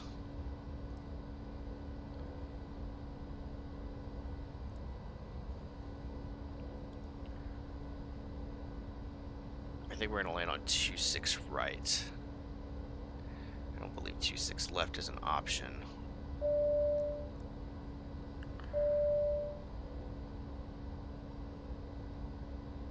Six right, so 9,000 foot runway should be enough.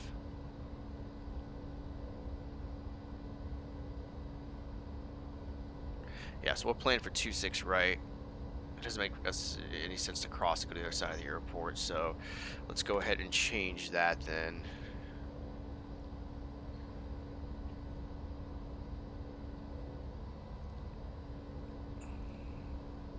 Oh, no. Arrival.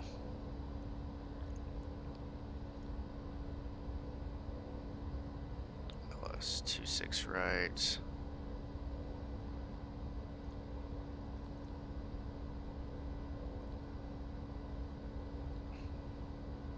Aussie 126 right. We'll go Zelo.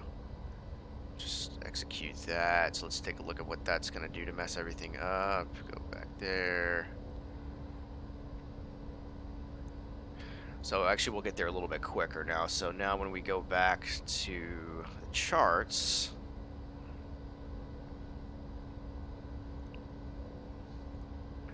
I'll show you what we're looking at here. So when we go back to the charts,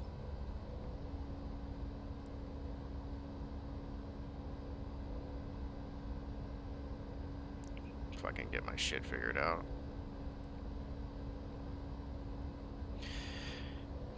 Still going to cross Aussie at 14,000, but now we're just going to go straight to Cala down this path here, and we're going to go to Haines since we're going to land on the north side of the airport.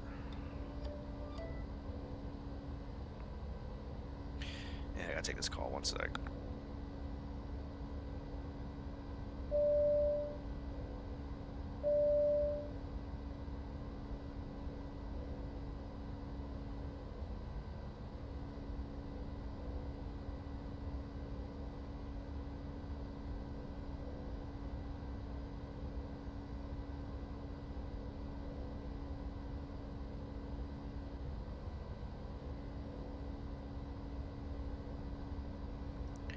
Alright, sorry about that. Alright, so yeah, I'm going to go Aussie straight in here. We're going to land on the north side of the airport, so we'll get in a little bit quicker now.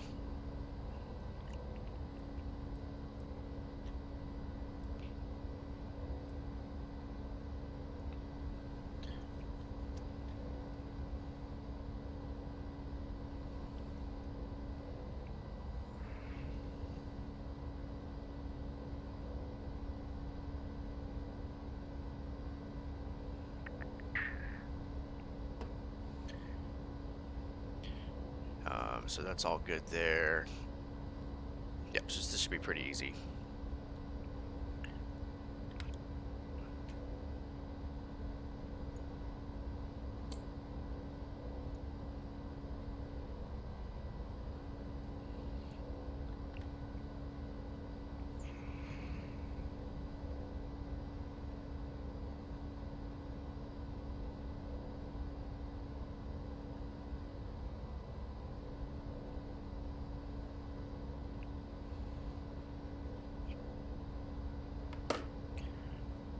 So we are still about 300 miles from our top of descent. And the headwind has gotten stronger, of course.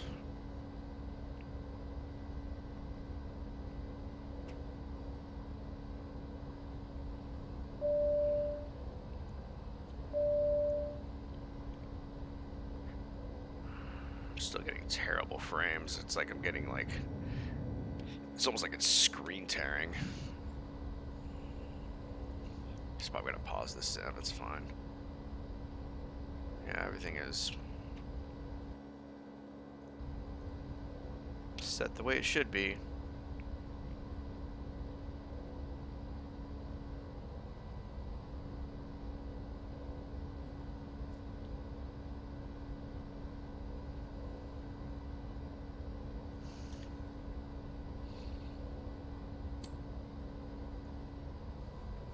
I think I was supposed to do that before, yeah.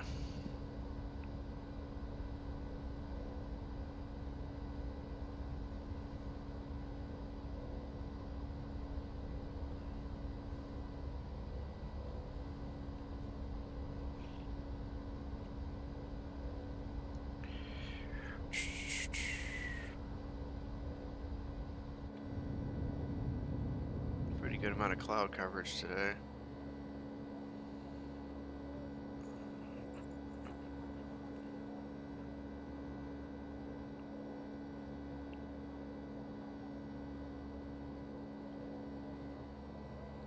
You have to love the unique whine of the Rolls-Royce engines.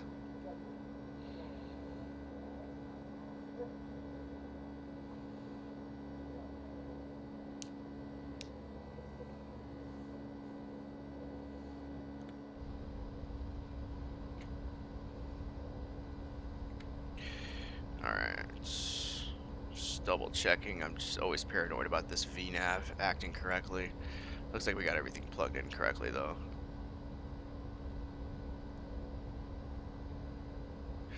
Yeah, everything looks good.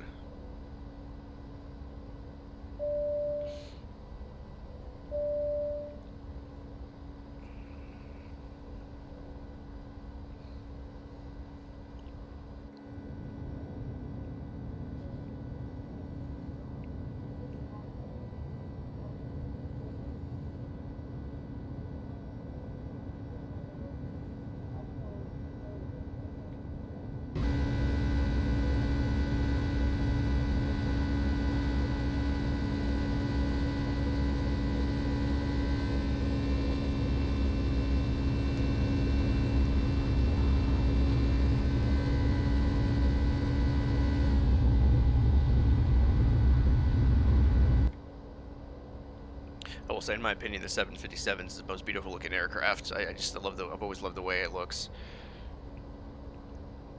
In my opinion, at least. You know, we never went to standard altimeter. Actually, I think we now just do that. Yep, I'm gonna go standard.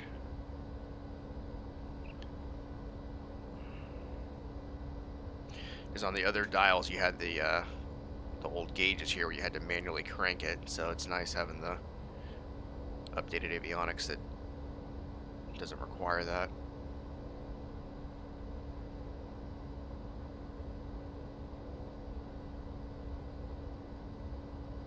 It's a little odd though that like the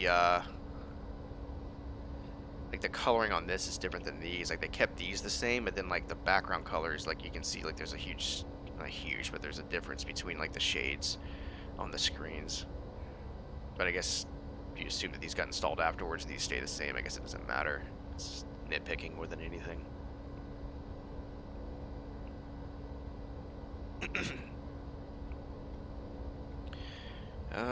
Still no controllers on.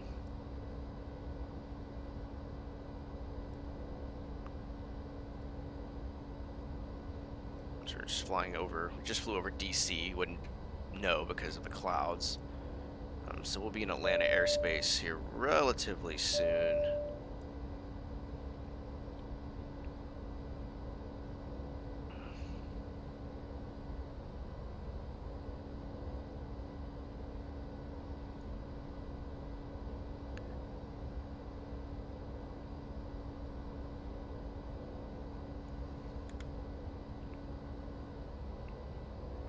But the avionics are growing on me. I liked the old school feel of the old 7.5 with like the gauges and everything. It was a nice old school feel, but I mean, you can't go wrong with the modern avionics. And I guess apparently American Airlines does have these, I think, in all their 7.5s, and I think FedEx has them too. Some of your older planes, maybe not.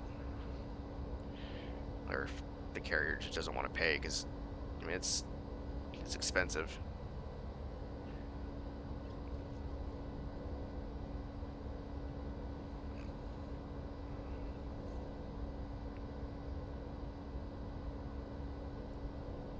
Yeah, see, we're a little bit below. We're like 40 feet. I'm not gonna mess with it. It's fine.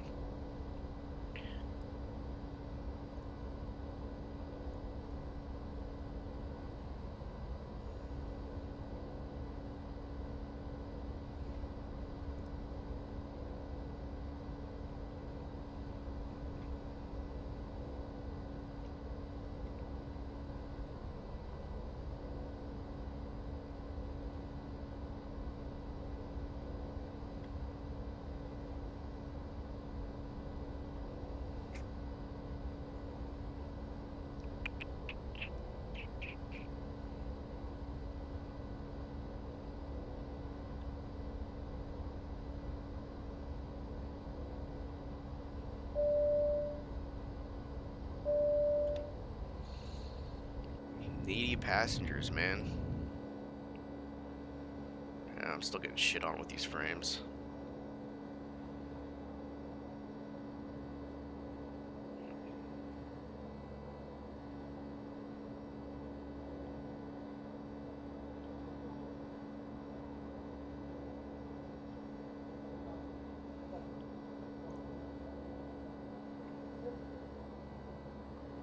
The CPU is loading something in, so it's probably loading in more scenery. I've been getting crappy frames all day though, so not an excuse, Xplane.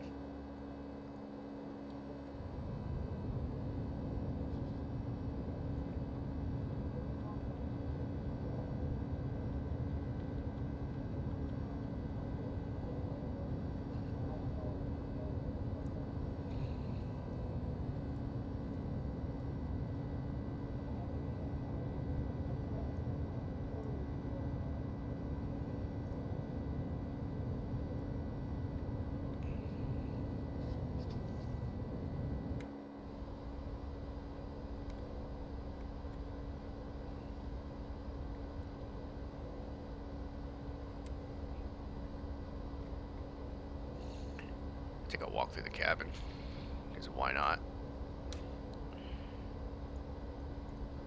How do you... Is that not... Push the door open, this door will be locked unless the void door selector is set to unlock. Oh. Which I think is down here. Right?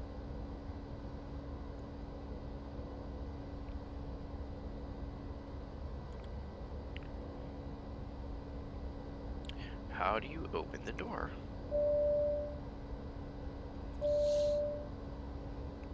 Usually it's center pedestal.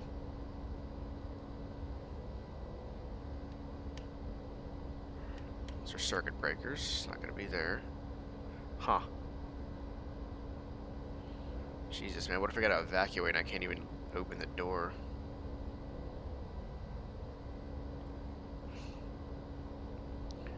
Turn our weather radar on. Why not?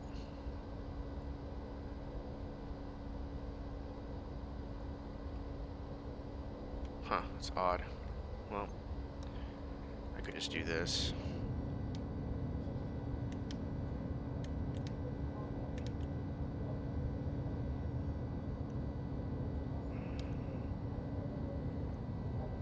Pretty standard, boring looking airplane.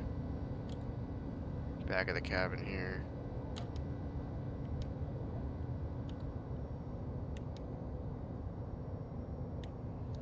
Yeah, a bunch of bathrooms on this airplane.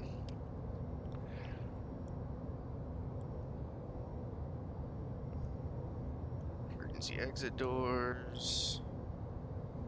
Jump seats for the flight attendants.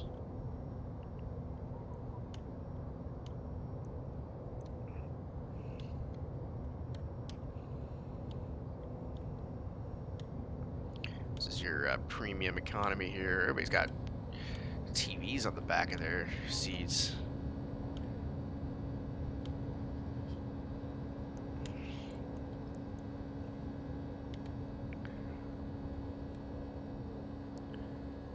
I don't know why it's trying to move me up for. So, more bathrooms before we get to first class, more emergency exit doors, jump seats. First class, we got some, I don't know what the hell this thing is. It's like a, doesn't even look like they have TVs. How does coach have TVs but not first class? And then do not go area. I wonder if it's gonna let me through it. Nope.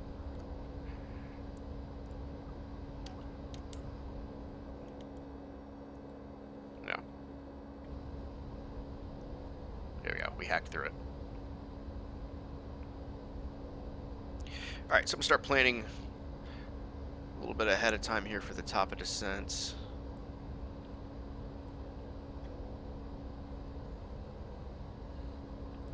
So let's see. We're just gonna take this down to where we're gonna go to Haynes, which is 5,000 feet. So we can go ahead and pre-program that in.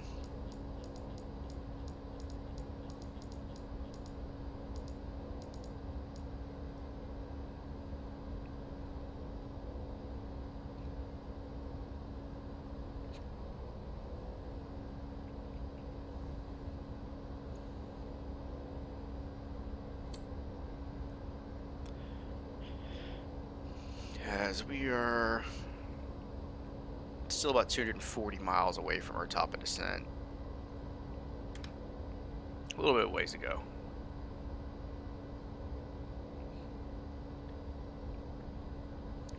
But you can never over-prepare. Yeah, so Haynes is the bottom fix on the arrival, and then we go into the runway fixes for 26 right. The winds should hold steady. We'll check on them again.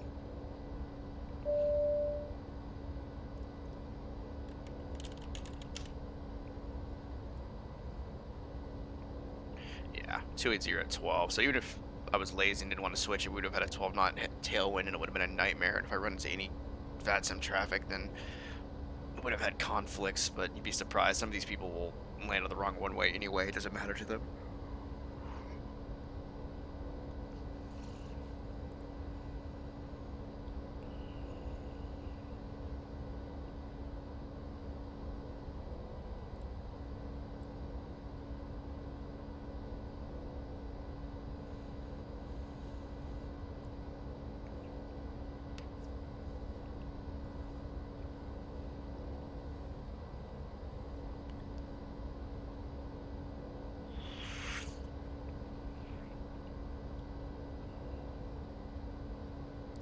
It's our ground speed. Yeah, see, our ground speed's only 384 knots. That's why it's taking so long. Of course, the airspeed's a lot higher because of the got an 80 knot headwind coming off of our 1 o'clock, which sucks.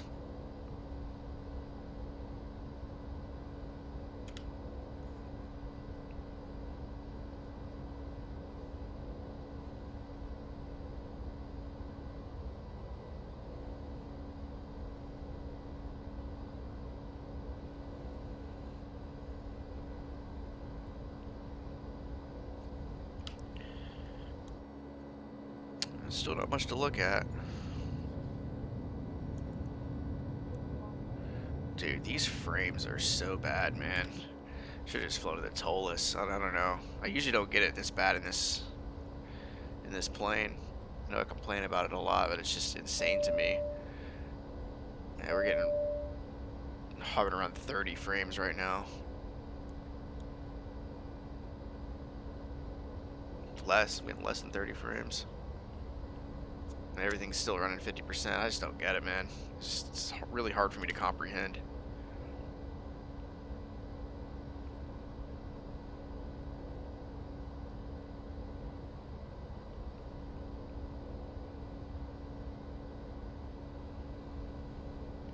Usually when you look up here, you get a little bit of a bump. Nothing. And for me, like 30 is the minimum. Like 30 is like the minimum. I think your sweet spot's about 60, honestly. Like if you're getting 60, you can still have like high resolution textures and whatnot, but you're not sacrificing a whole lot of detail. Aliasing is huge with me. I can't stand aliasing around objects. So I've got to have anti-aliasing. I will literally give up texture quality for aliasing because just jagged lines, it's so bad for me.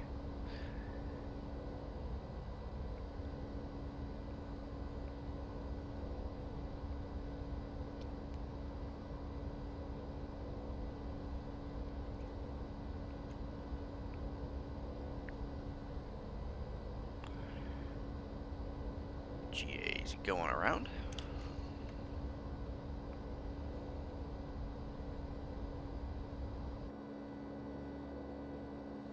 Yeah, I'm getting less than 30 frames out here. That's insane. I don't know if it's the clouds or what. That's insane to me. I never get frames that low.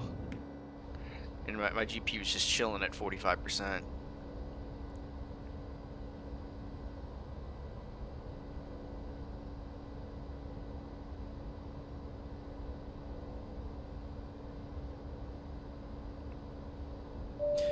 I did read online that it could be the avionics that's causing it. I don't know. But you would think it wouldn't drop it that low.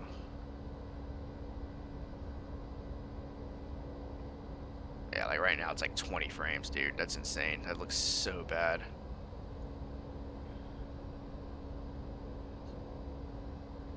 Not loading anything in.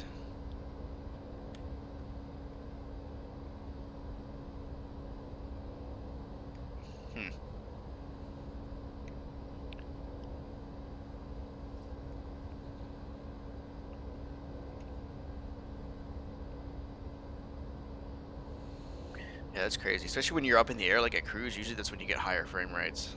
But I don't know, there's some optimization issues. It could be the airplane, honestly.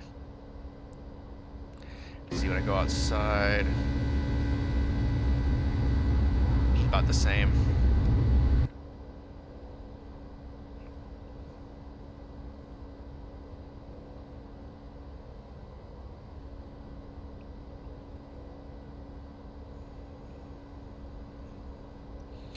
Yeah, like I said, my graphic settings aren't that insane. I mean, not running max textures. I've got HDR. You've got to run HDR though. Like you can't not run HDR. I'm pretty sure it's required for the Zebo.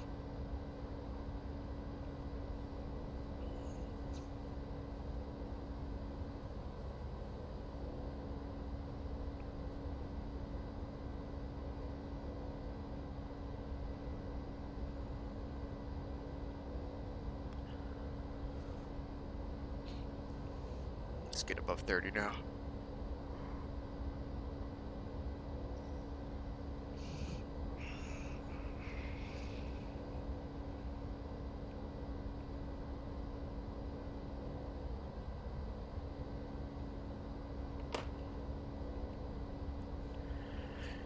Coming up almost 160 miles away. Winds are still being nasty.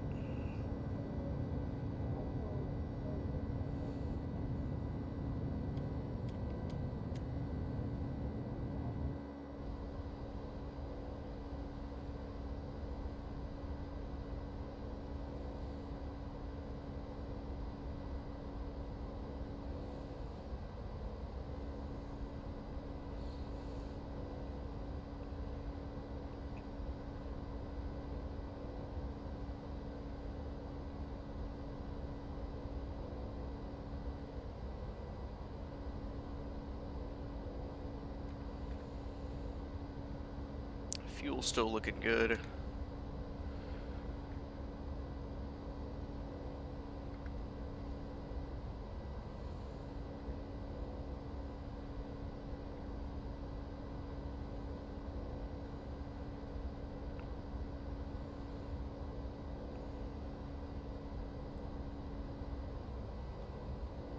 Usually Atlanta Center's on the weekends. I'm surprised they're not.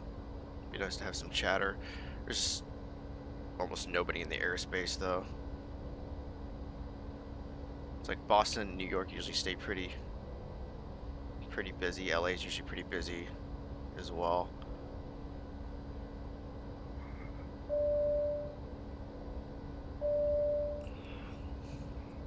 I think a lot of people are just kind of anticipating the release on Monday.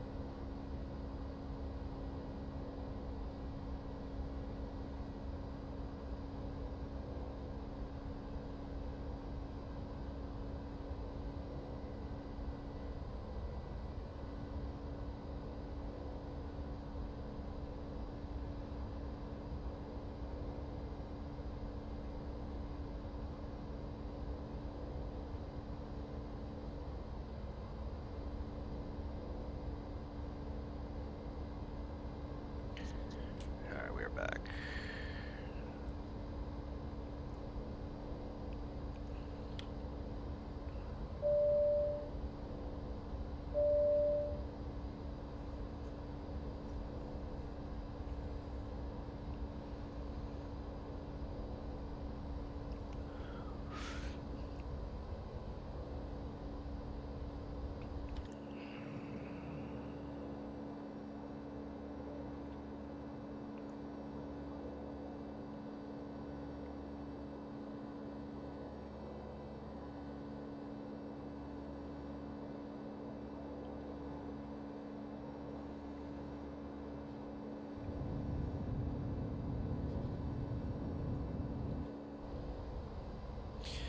The cabin announcements on this thing aren't very good.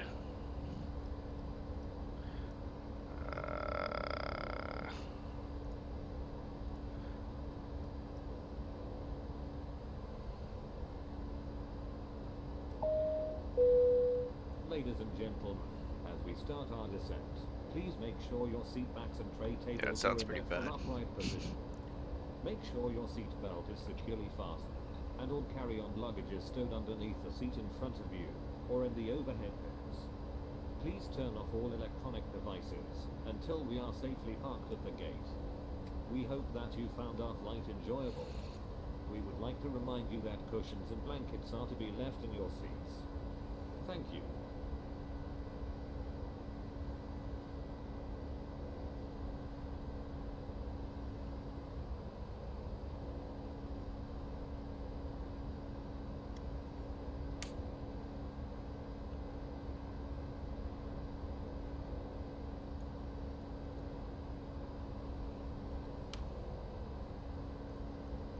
Did that not come out? No? No. Does it come out?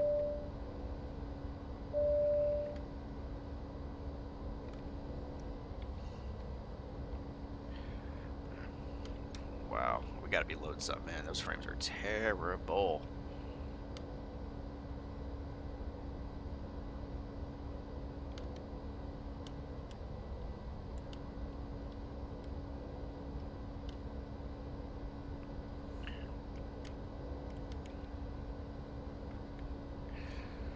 Jeez, man.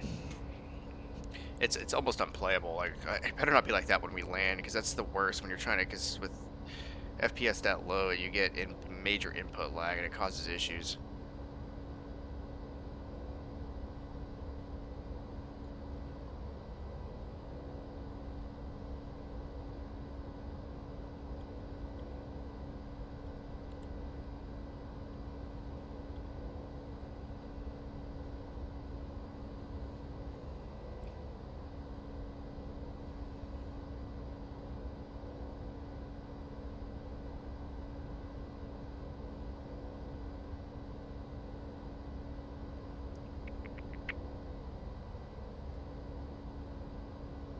And the winds calmed down a little bit, 10 knots lesser than what they were a minute ago, which is good.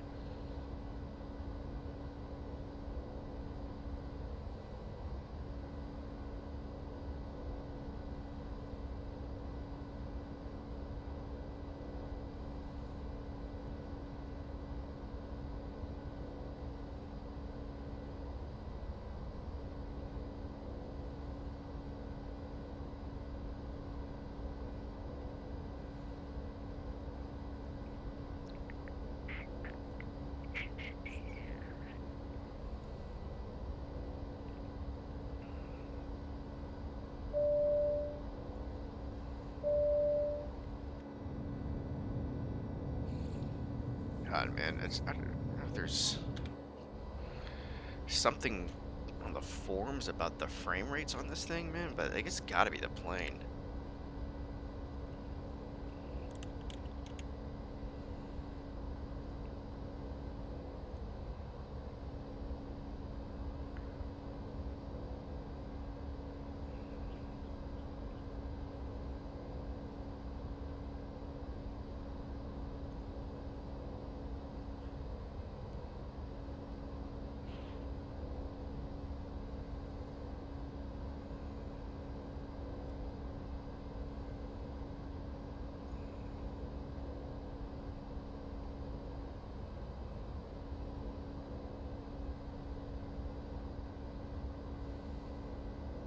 There's some reports of frames. They're gonna have to probably run an update.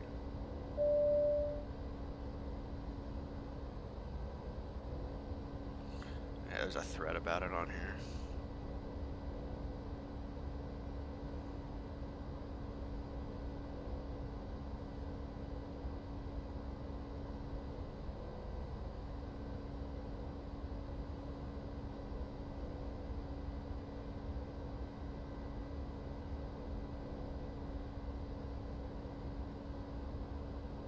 Yeah, it looks like it's a known issue with the flight factor.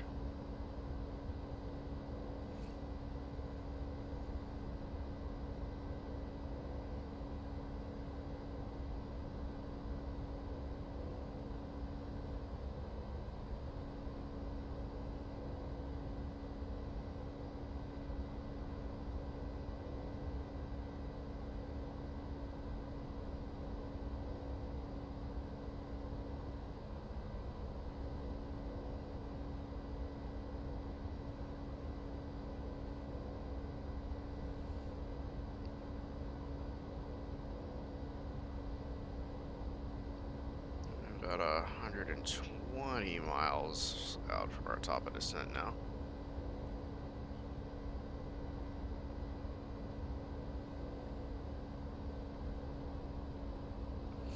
Yeah, these frame rates are just, like right now it's a little more reasonable, but like, yeah, that's some heavy stuttering there.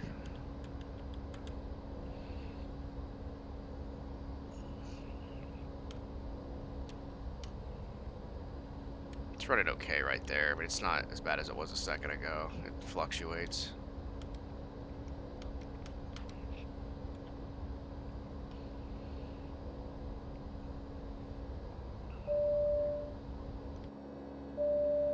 You look outside though, and it's like, you can tell it's just like struggling.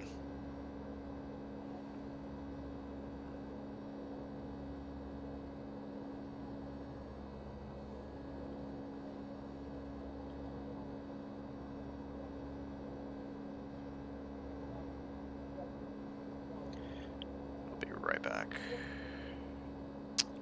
did it again. Keep trying to cut my camera.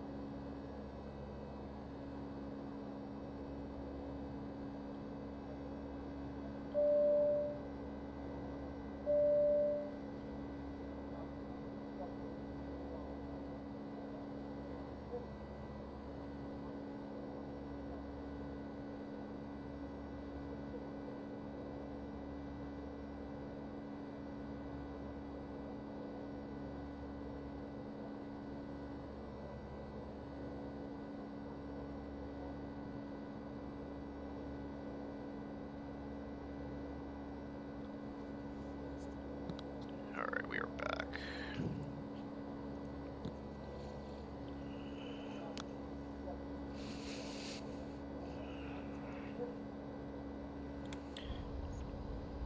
About 80 miles out now.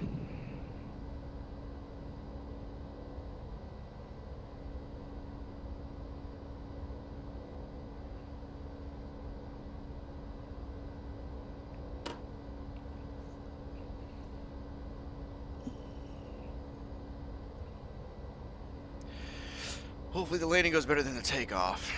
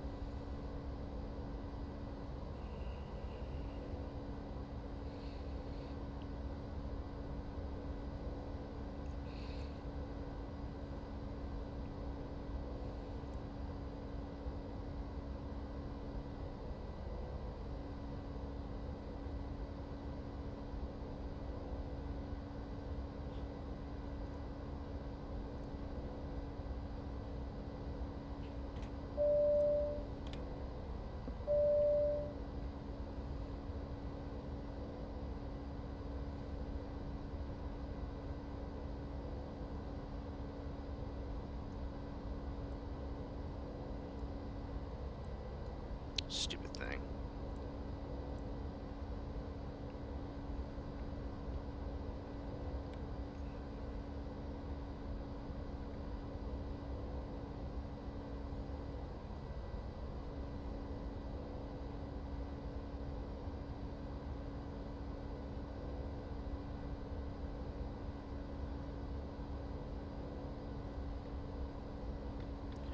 Sure, we're good on fuel. Should still be good. We'll need to monitor it, but I think we're fine. Since once we start going down, we won't be at 90% in one.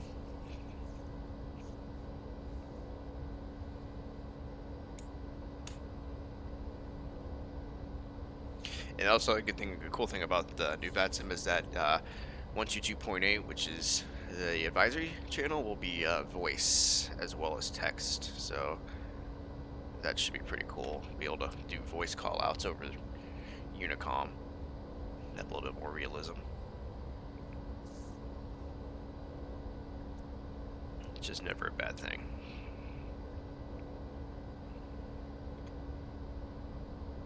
Break through in the clouds finally. So actually see the ortho that's taking up all my hard drive space.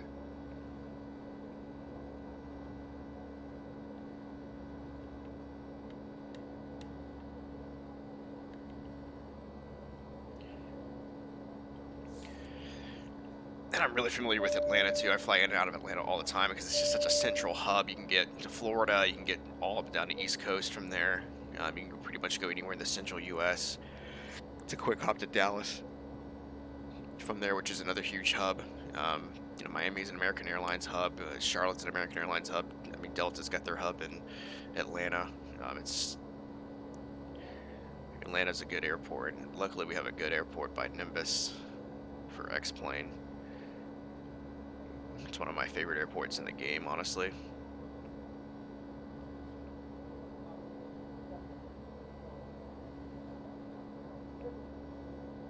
But Nimbus usually does a pretty good job, though.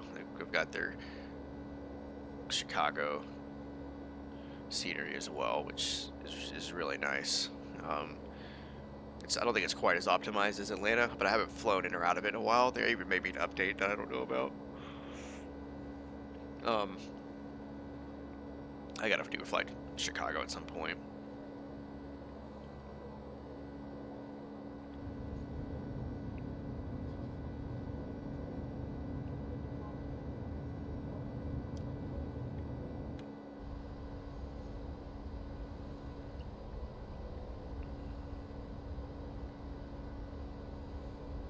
Alright, so we are very close to our top of descent.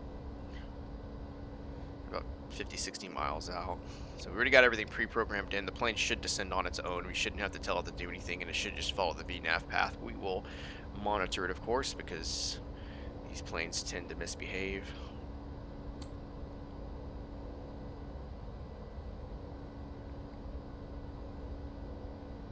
Dude, I hope these frames are reasonable on approach, because I've gotten frame drops on approach before, and it's a bitch.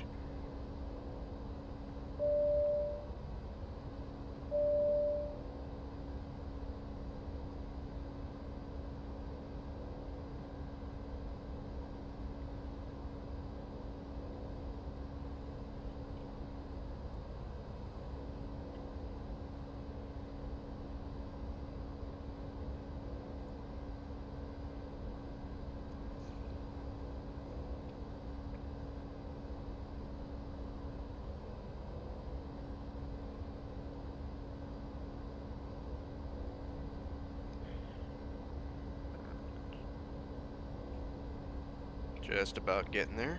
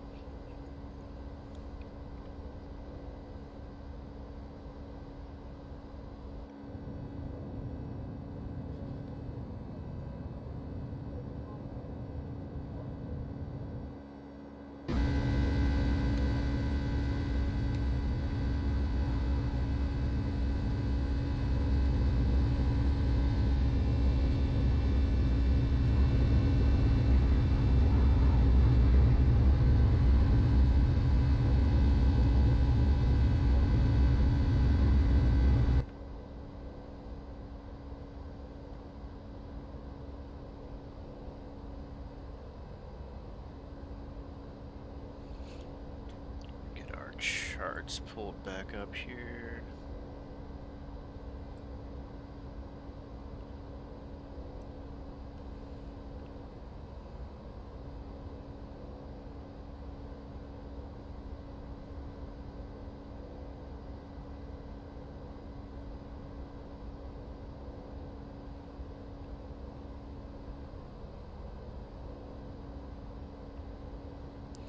I wish Avatab had their integration with this. I don't know if this is it right here. I don't want to mess with it because it almost crashed my sim, but I don't know. I've never messed with this before. I guess I need to do a little research on it and see if that's actually like Navigraph, or is it like its own thing where you have to like upload something. Because like in the Zebo, you can like upload your sim brief stuff ahead of time. I don't want to bother doing that. It's too much work when I can just have it on my second screen. But the chart integration on it's pretty smooth.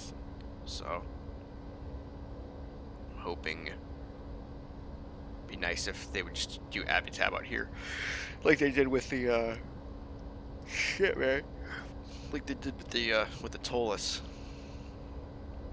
Where they added the simple little iPad in afterwards. It doesn't even have to be like an EFB, it just for charts. Like that'd be fantastic.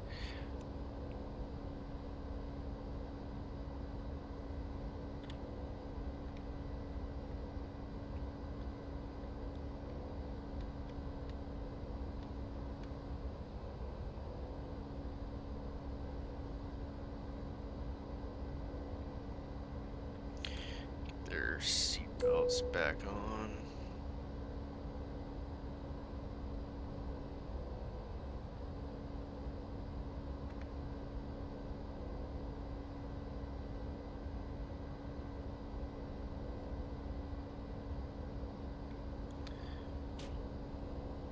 Still no ATC, unfortunately.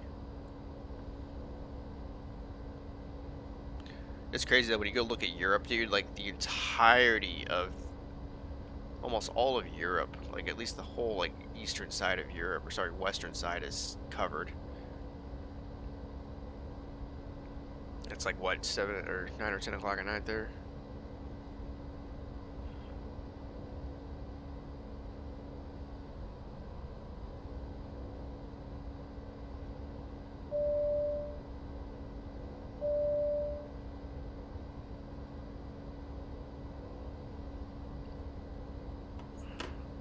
And then you go and look at the US and there's like very little coverage. You got Seattle and Boston Center and that's it, and then a couple airports sprinkled in. So a little disappointing.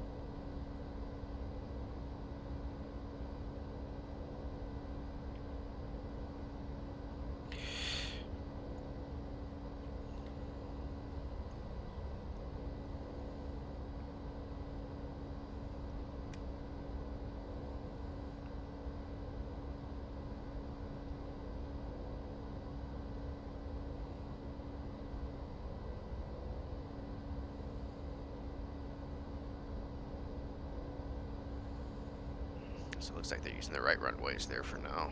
Starting to get to Atlanta territory here.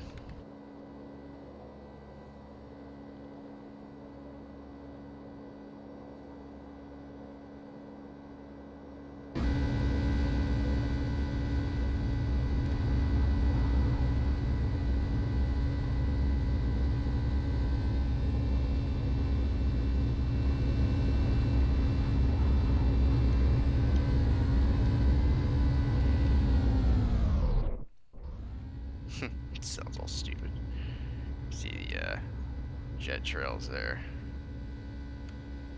It's pretty neat looking, actually. Get a good look at all the ortho. See, now the frames look great.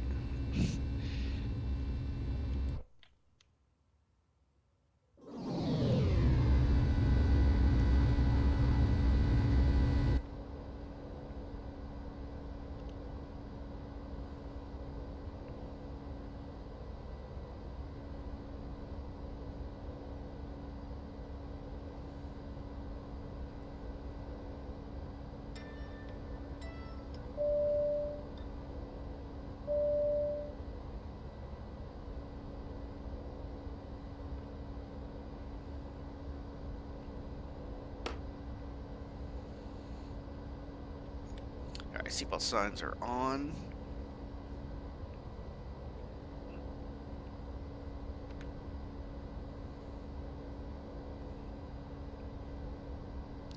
This is a pretty quick descent. I mean, we're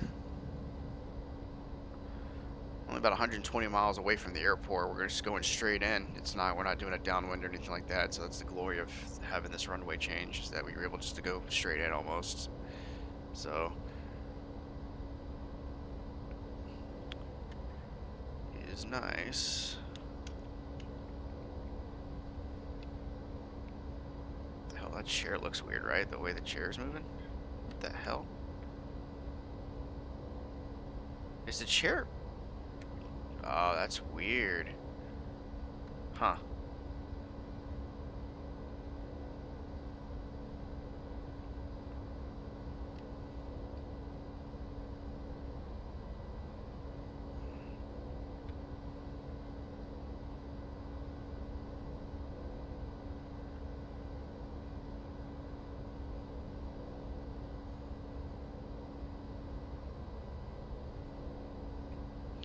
Alright, let's see if the plane's gonna behave properly.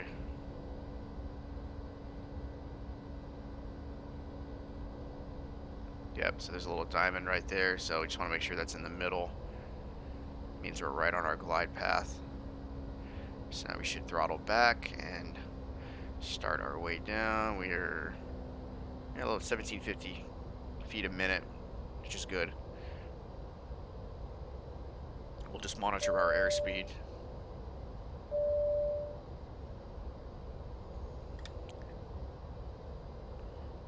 And it's got our speed set here with the restrictions. Of course, we want to be below 250 at 10,000 feet.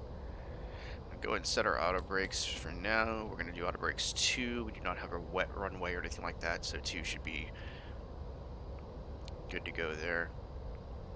And normally if we had ATC, they wouldn't probably clear us down 5,000. Well, they could. They could say just send me the Aussie 1, and then you would just go straight down. Sometimes they'll give you a step descent where they want to, 240, 210, something like that. That way they can control you better. It just kind of depends on the controller. I've had controllers do that. There's no traffic in the area, and they just want to do it for the sake of doing it. And sometimes they're just like, send via the rival. And usually it's easier that way, but for now we don't have ATC, so we're just going to do it the way I want to do it.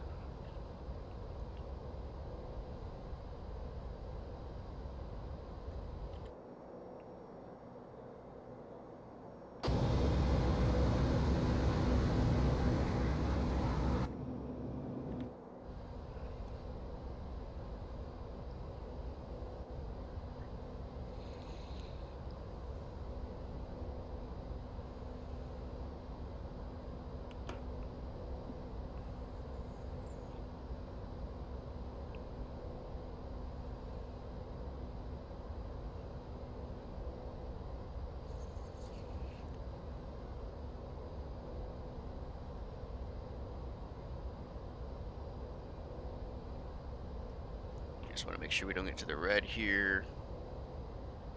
We're well away from that, so it should be no problem. We're still at Mach 7.9, which is a good speed. And they got us at 5,000 right around the airport, right around where we should be. So at this point, we're just kind of monitoring things, making sure that speed looks good. We're not overspeeding or anything like that, and that we're on our descent path, which we are.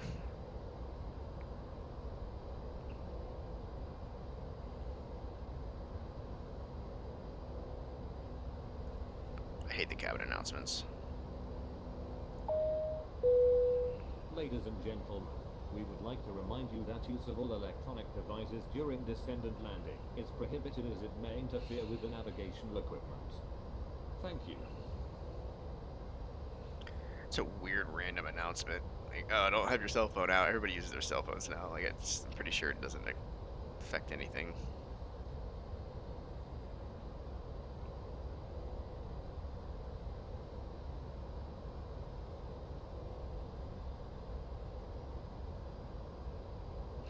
Yeah, so we just needed to bleed off some speed there. That's why we stopped our climb for a second. A little bit above our descent profile, but I think the plane should adjust here, hopefully.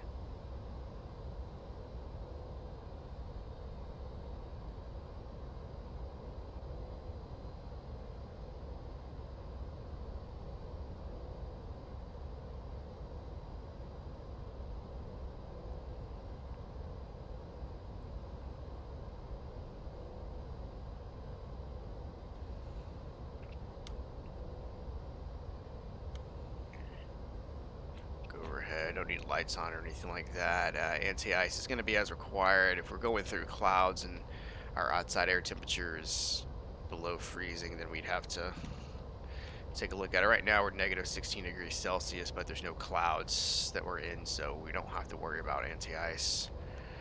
So I'm not going to worry about anti-ice. At this time of the year, it's going to be starting to get colder. You're going to have weather to deal with, so anti-ice is going to be more and more of a common thing as we get into fall and winter, especially out on the East Coast. I don't know what this is. Just a bad tile, maybe.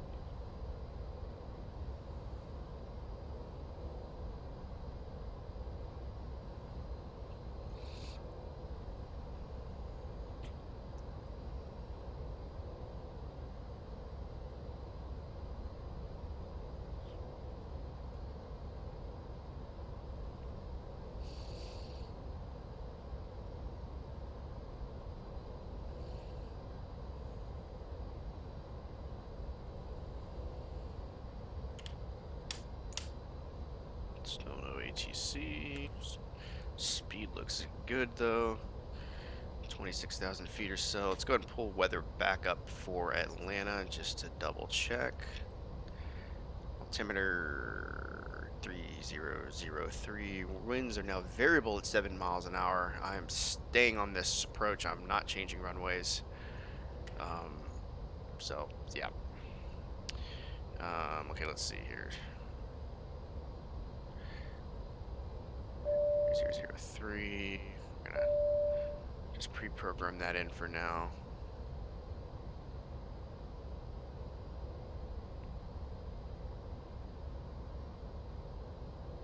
We've had a headwind this entire time. Check flight aware just for shits and giggles.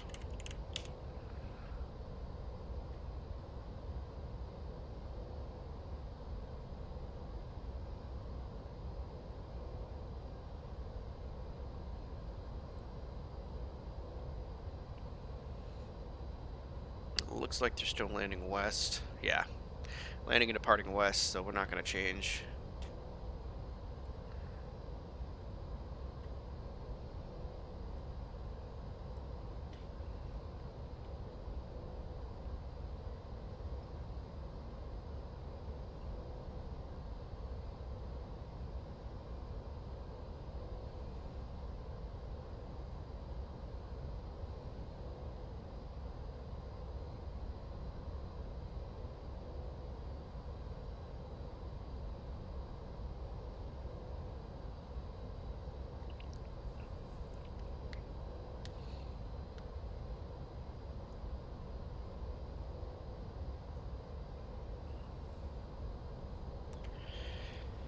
Slow descent.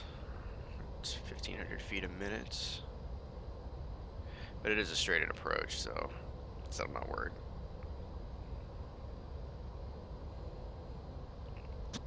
About 80 miles from the airports. Let's go ahead and get our ILS and all that set up here. So our approach speed, we're going to do our flaps 30. Approach, so our VREF speed will be 132. I'm going to add 5 to it, so we'll do 137. ILS 26 right's going to be 110.1. So we're going to go here. 110.1. Course 275. Let's get that pre-programmed in. Perfect. So we are good to go there for 26 right.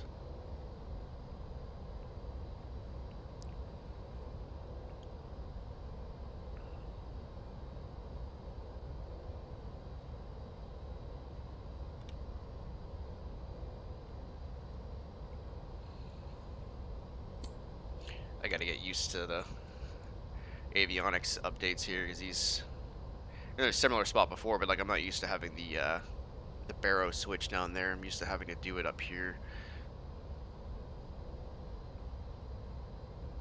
And like on the 737, it's up here, so I mean every plane has their nuances. Frames are behaving better.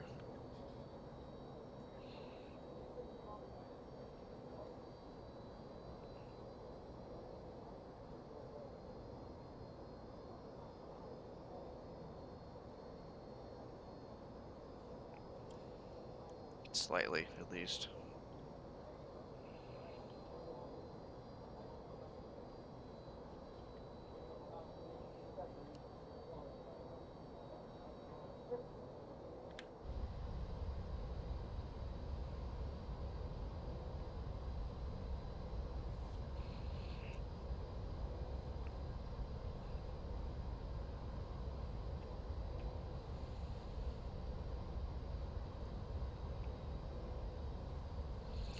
Oh, they got ground speed and airspeed here as well.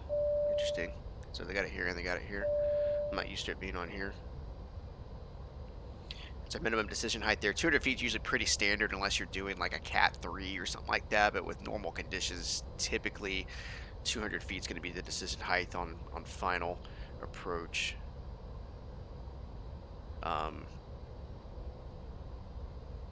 Cool. So it tells you how far away you are from the next fix. It's pretty cool.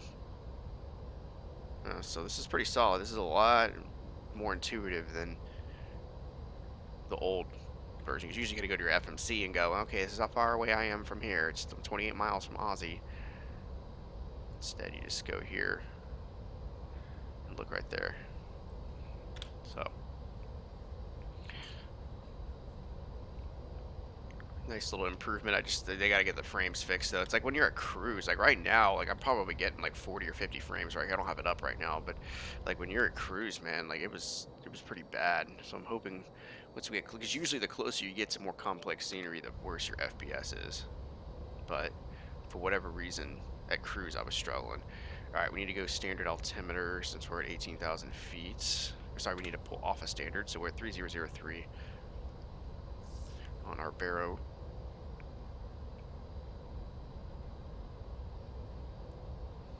So yeah, we're just gonna go straight in here. Atlanta's right there. Those are the approach fixes. The VNAV should just take it straight in. We really shouldn't have to regulate much, but we'll keep an eye on it, like I said.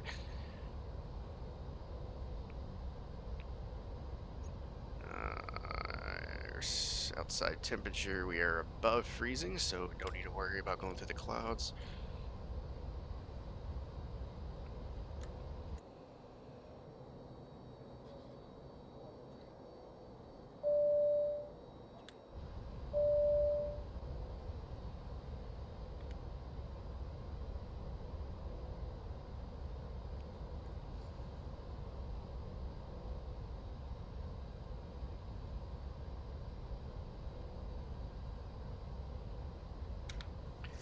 So my first rejected takeoff today. I've literally never had to reject a takeoff before on Xplane.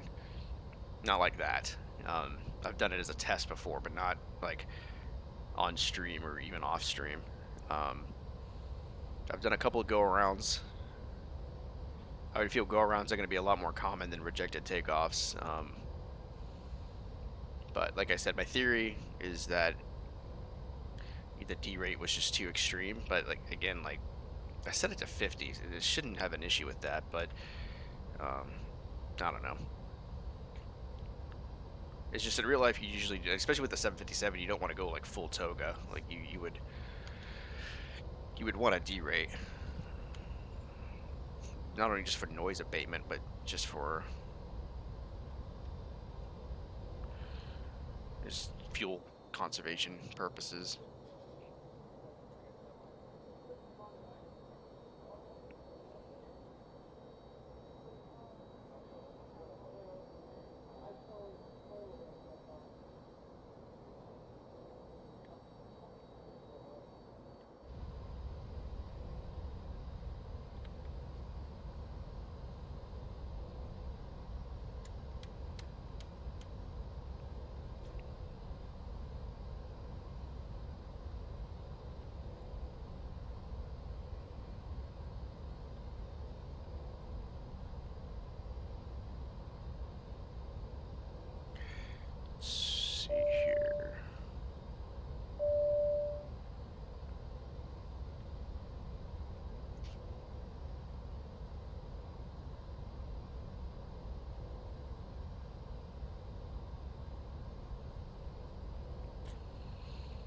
So we go ahead and brief our approach here real quick, and I'll show you what we're looking at.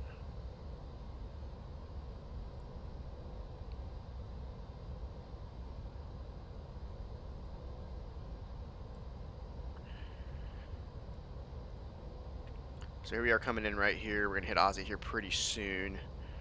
Just make our way straight into Haynes. We're gonna look for 26 right. So once we hit 26 right, we're gonna hit the runway fix right here. So there's Haynes right there. It's just gonna take us straight in. Decision height 200 feet there. It's 1190 in real height just because of the elevation. Got all that plugged in already. 110.1 final course 275. It's your descent profile there. And once we land, we're gonna vacate to the left. So 26 right, we're gonna vacate. We're trying to make Delta or Charlie, but chances are we may go Bravo 5 here, cut across here, and we'll go to the whichever ramp we need to go to. So pretty standard stuff.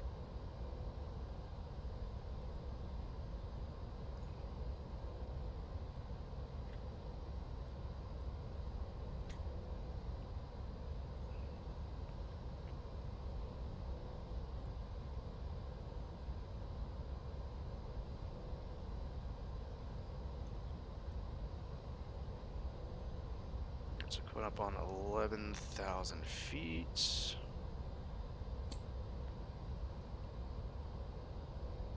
gonna loop around here.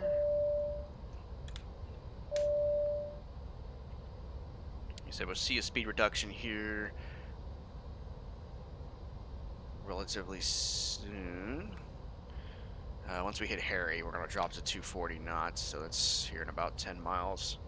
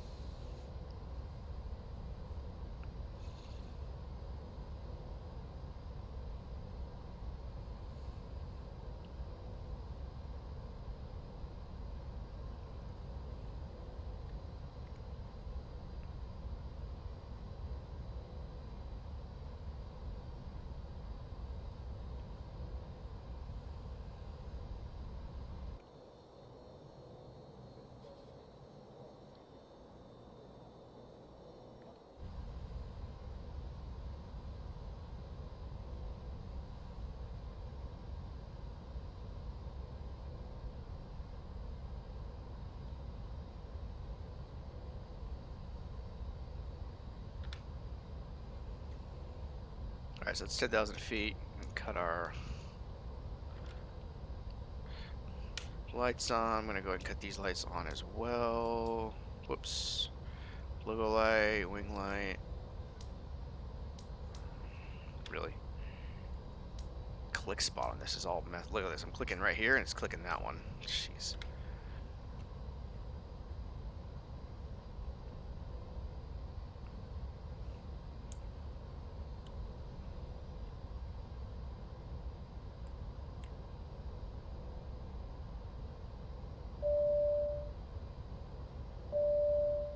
Alright, so we are over speed actually. Why is the speed not adjusting?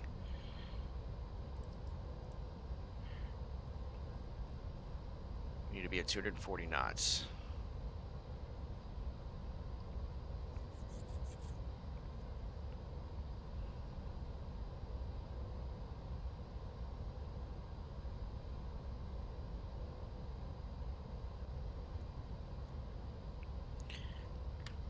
I don't know why. I mean, it's clearly right here. The VNAV should be doing it. It's just not.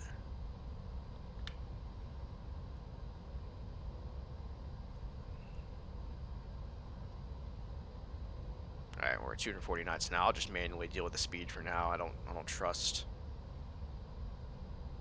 the VNAV to do the right thing at this point. All right, so we're back down here. Let's go to our init ref again. We're 137 knots is going to be our target speed for final approach.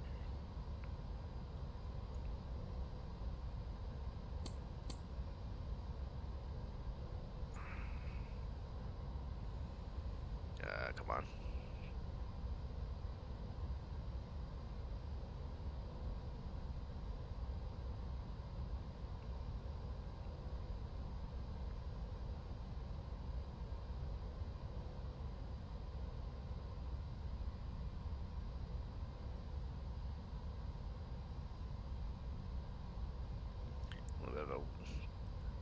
nasty little crosswind here. Of course, we've got thick clouds. Was this in the METAR when I pulled it up? Let's see. Clouds, broken 6, broken 9500, ceiling 6000, so okay.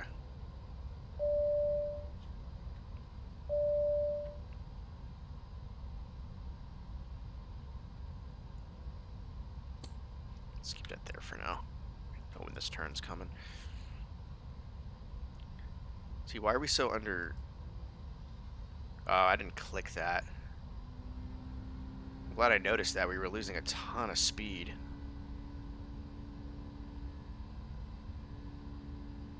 We probably need to reduce speed anyway. I'm gonna go to, I'm gonna drop us to 210 knots. I could have sworn I clicked that, but okay.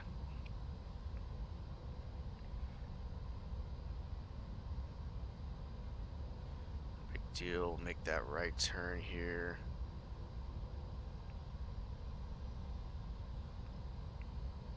Got all the lights on. Cannot see shit outside.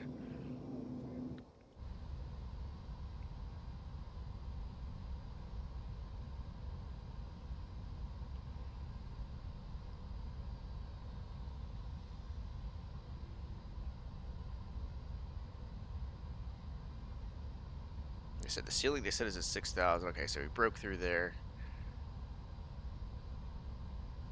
Airport's gonna be just off out here.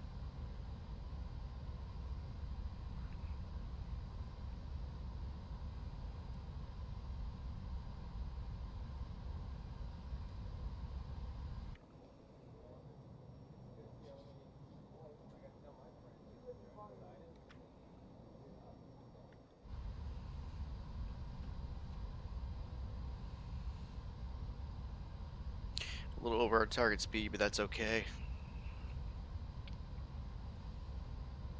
Once we make this turn, we're gonna go and arm the localizer, and we'll arm approach mode as well. Start getting the aircraft set up for landing. I'm gonna go ahead and arm our speed brake.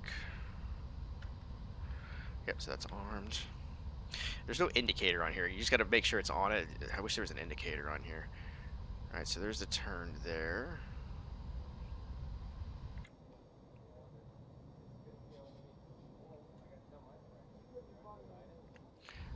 A little bit of turbulence. I'm gonna go ahead and arm our localizer.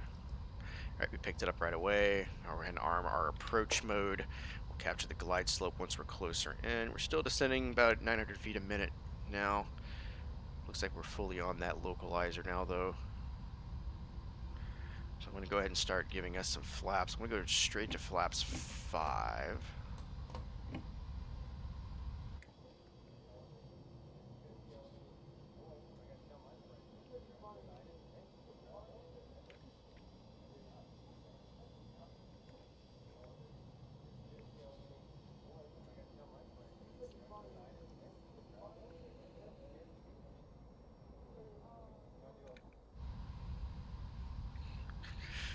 Alright, so flaps are set there. I'm going to go ahead and get us down to 170 knots.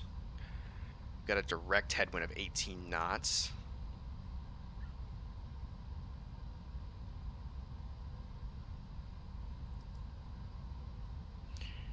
Alright, we're really not slowing down a whole lot. Alright, let's throw this out here real quick.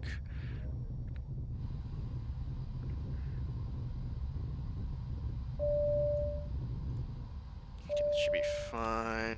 Just to get the plane acting correctly. I'm gonna go ahead and drop our gear. It's a little early, but I want the drag.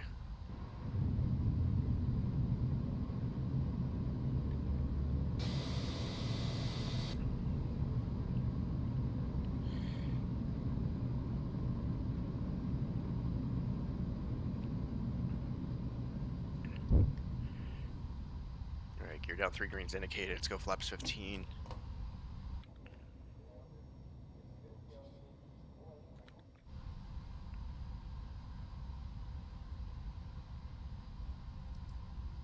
Why is it not speeding up? I don't know what the hell it's doing. We almost hit the yellow there. Alright, there's the glide slope. Okay, so I'm going to go ahead. We need to be 147 knots. I'm going to go ahead and put us there now. This plane is misbehaving. Sorry, 137.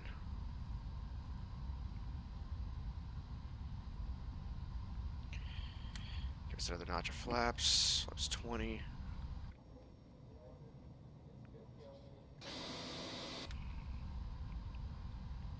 Alright, so we're fully established. We are stable for now.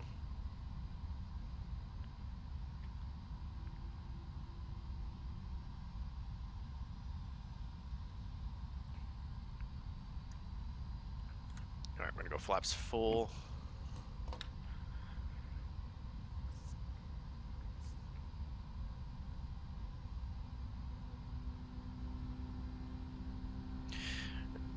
Alright, landing checklist, gear down, 3 green indicated, flaps are set to 30, that is confirmed, speed brake is armed, pretend that we have ATC clearance, I've got the runway in sight, straight ahead. Probably slowed down a little quicker than what we wanted to, but stupid speed management wasn't being cooperative, so go ahead and let them know.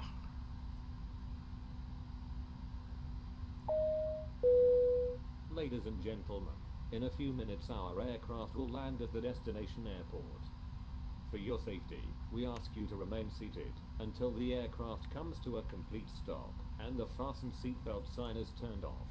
When preparing to depart, please make sure to take all your personal belongings with you. Attention international travelers, if you are continuing your flight, follow the signs to international transit area.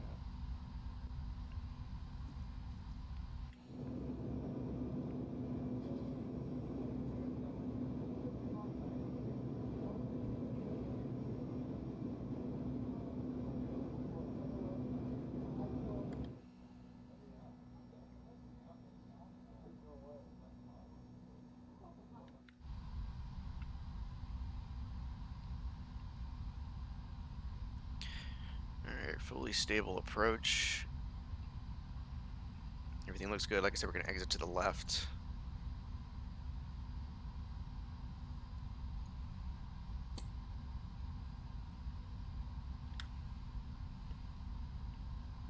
That should let them know that I'm landing.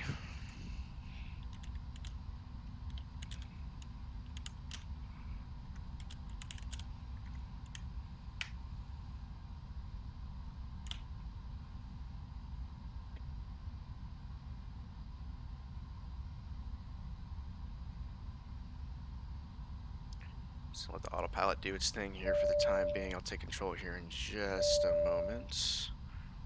Just double check that there's no traffic on the runway. It is potato. It has to load in still a little bit. I don't see any traffic though. We should be good.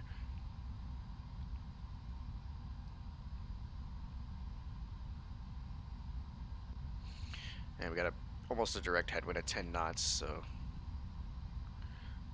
no tailwind or crosswind to worry about. Alright, my airplane.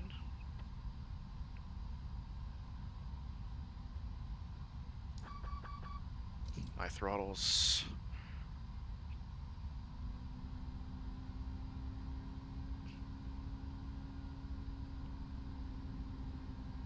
Yep. Calm down.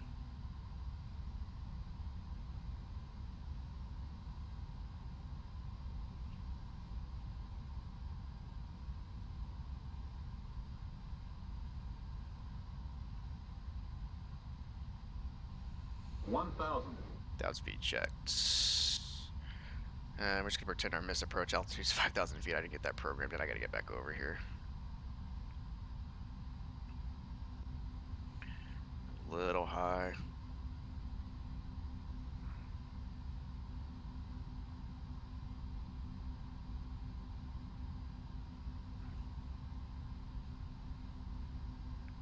Don't worry about my fucking throttles acting up again.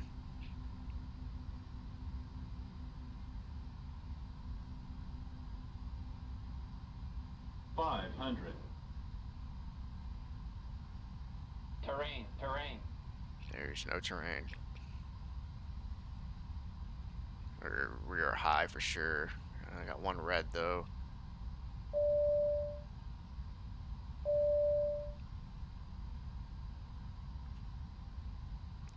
It's gonna be a longer landing for sure. 100.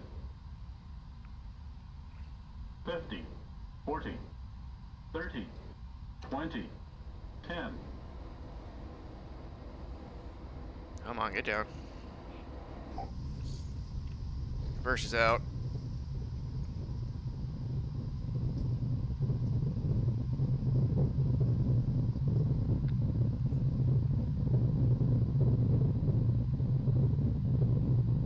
Alright, 80 knots, manual braking, stow the reversers.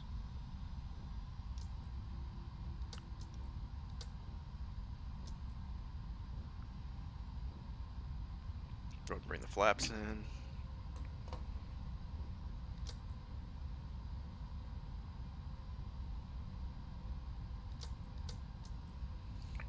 Yes, I have my brake set to my parking brake. I don't know. This plane, for some reason, it likes to misbehave. I think American parks this way. So we're going to go ahead and turn off this way. Get our brakes off here. Going to go ahead and start the APU. Cut those lights. Actually, that's going to stay on.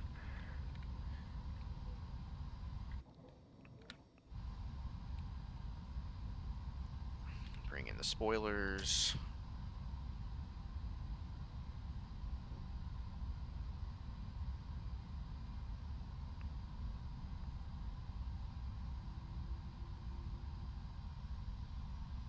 Alright, so it's a fairly smooth landing. I got a little high there. I was worried about the speed because my throttles weren't being cooperative, but we were about 5 knots faster than what I wanted to, but we got it down pretty smooth. I had to level it off and float it just a little bit just so we didn't slam it down, but all in all, fairly satisfied with that landing.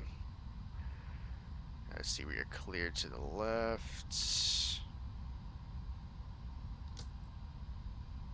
And clear right.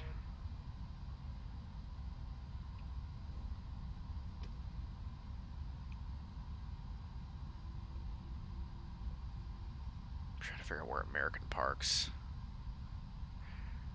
It may be, I think it's down here actually. I'll take a look once I cross this runway.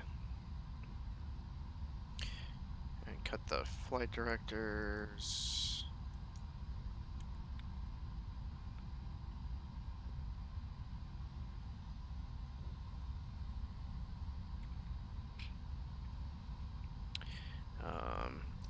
APU gen.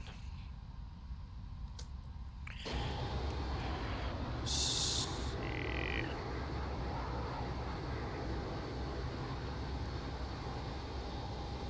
I gotta go back the other way.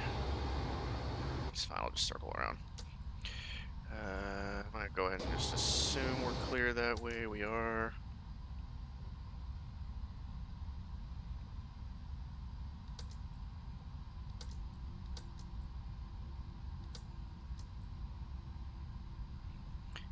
Clear right, clear left.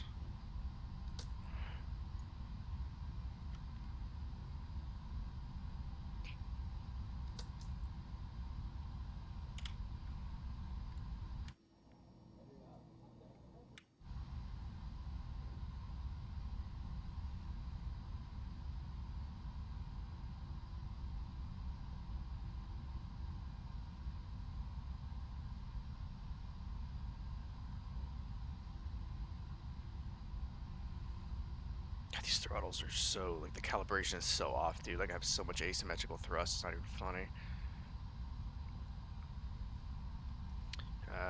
Cut the wing line. Look like it can stay on. All that other stuff can stay on.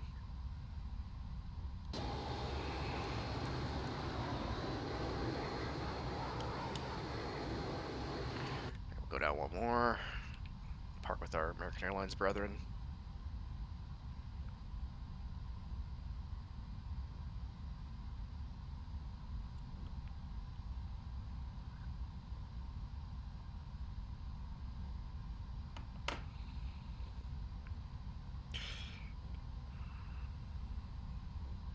All right, so we had some malfunctions, some major issues on takeoff, but I'm pretty satisfied overall with the flight.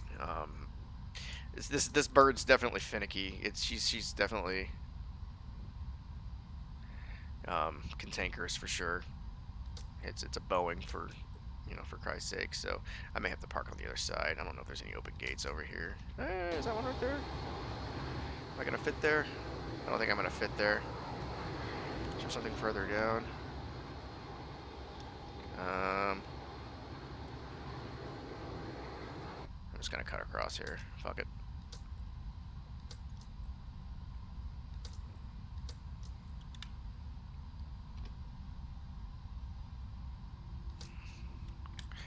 Cut our runway lights. Gotta slow this down a little bit.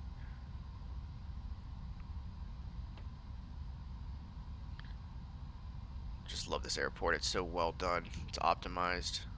It's got marshalers at every gate.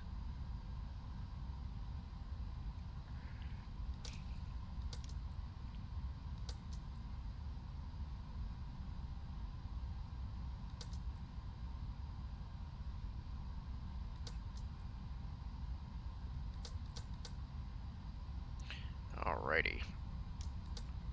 Make sure our APU gen is switched over. Switch that off. Alright, we can go ahead and cut fuel. Yeah.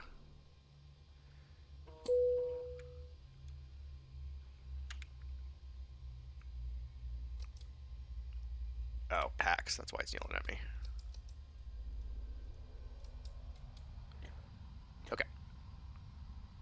Just good to go there. Go ahead and cut our fuel pumps. We'll leave aft on for the APU. Hydraulic pumps can go ahead and come off. Window heats off. Go ahead and switch that off. That's fine. Everything else pretty much stay as is. All right. Welcome to Atlanta. Let me turn the position lights on. Welcome to Atlanta Hartsfield. Payware Airport by Nimbus Simulations. And in my opinion, it's definitely one of my top 5 airports right now, for sure.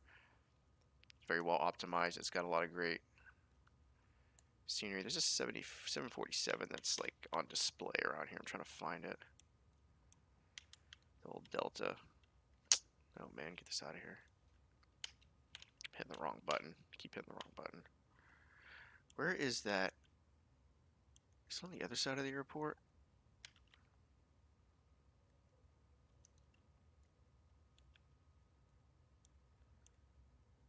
It's gonna bother me now if I can't find it.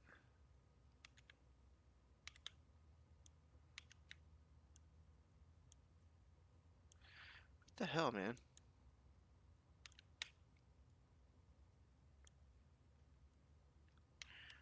Well, I know it's here somewhere. There's like a 747 that's like on display. It's like a...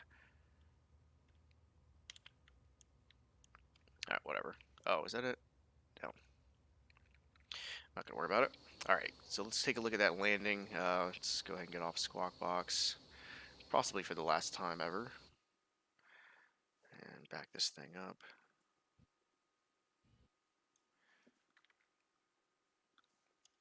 It's probably going to put us on the wrong one-way, perhaps.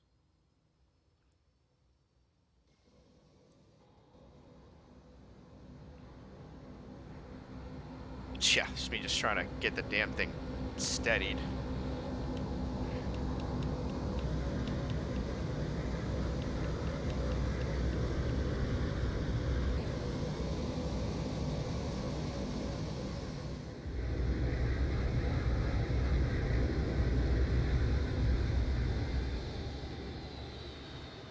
Yep, major float. Yeah. Alright, so that looks worse than what it felt like.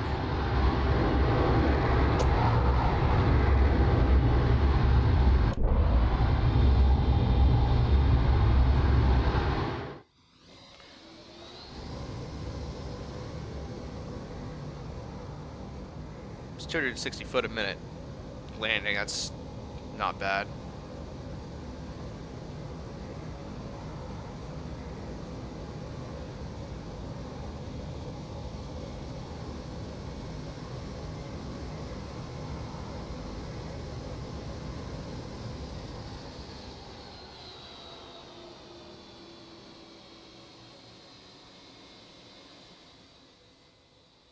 I was a little rough on the nose gear. Just a little rough on the nose gear.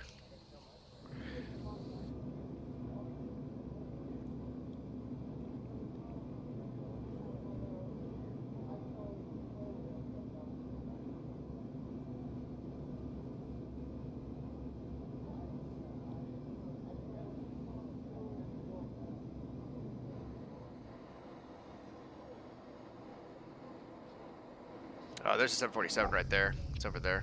It's on the other side of the cargo hangar. Yeah, you can see it right there.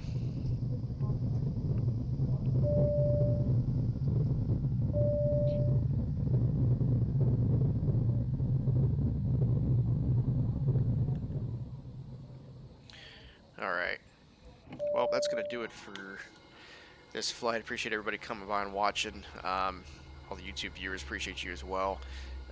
We'll be back in possibly either later today or maybe Monday. Monday for sure because of the VATSIM release. We're going to be all over that, making sure that VATSIM's keeping up their end of the deal. But based on the beta, everything sounds fantastic. Just hopefully the release doesn't have any issues. So appreciate everybody watching, and we'll see you around.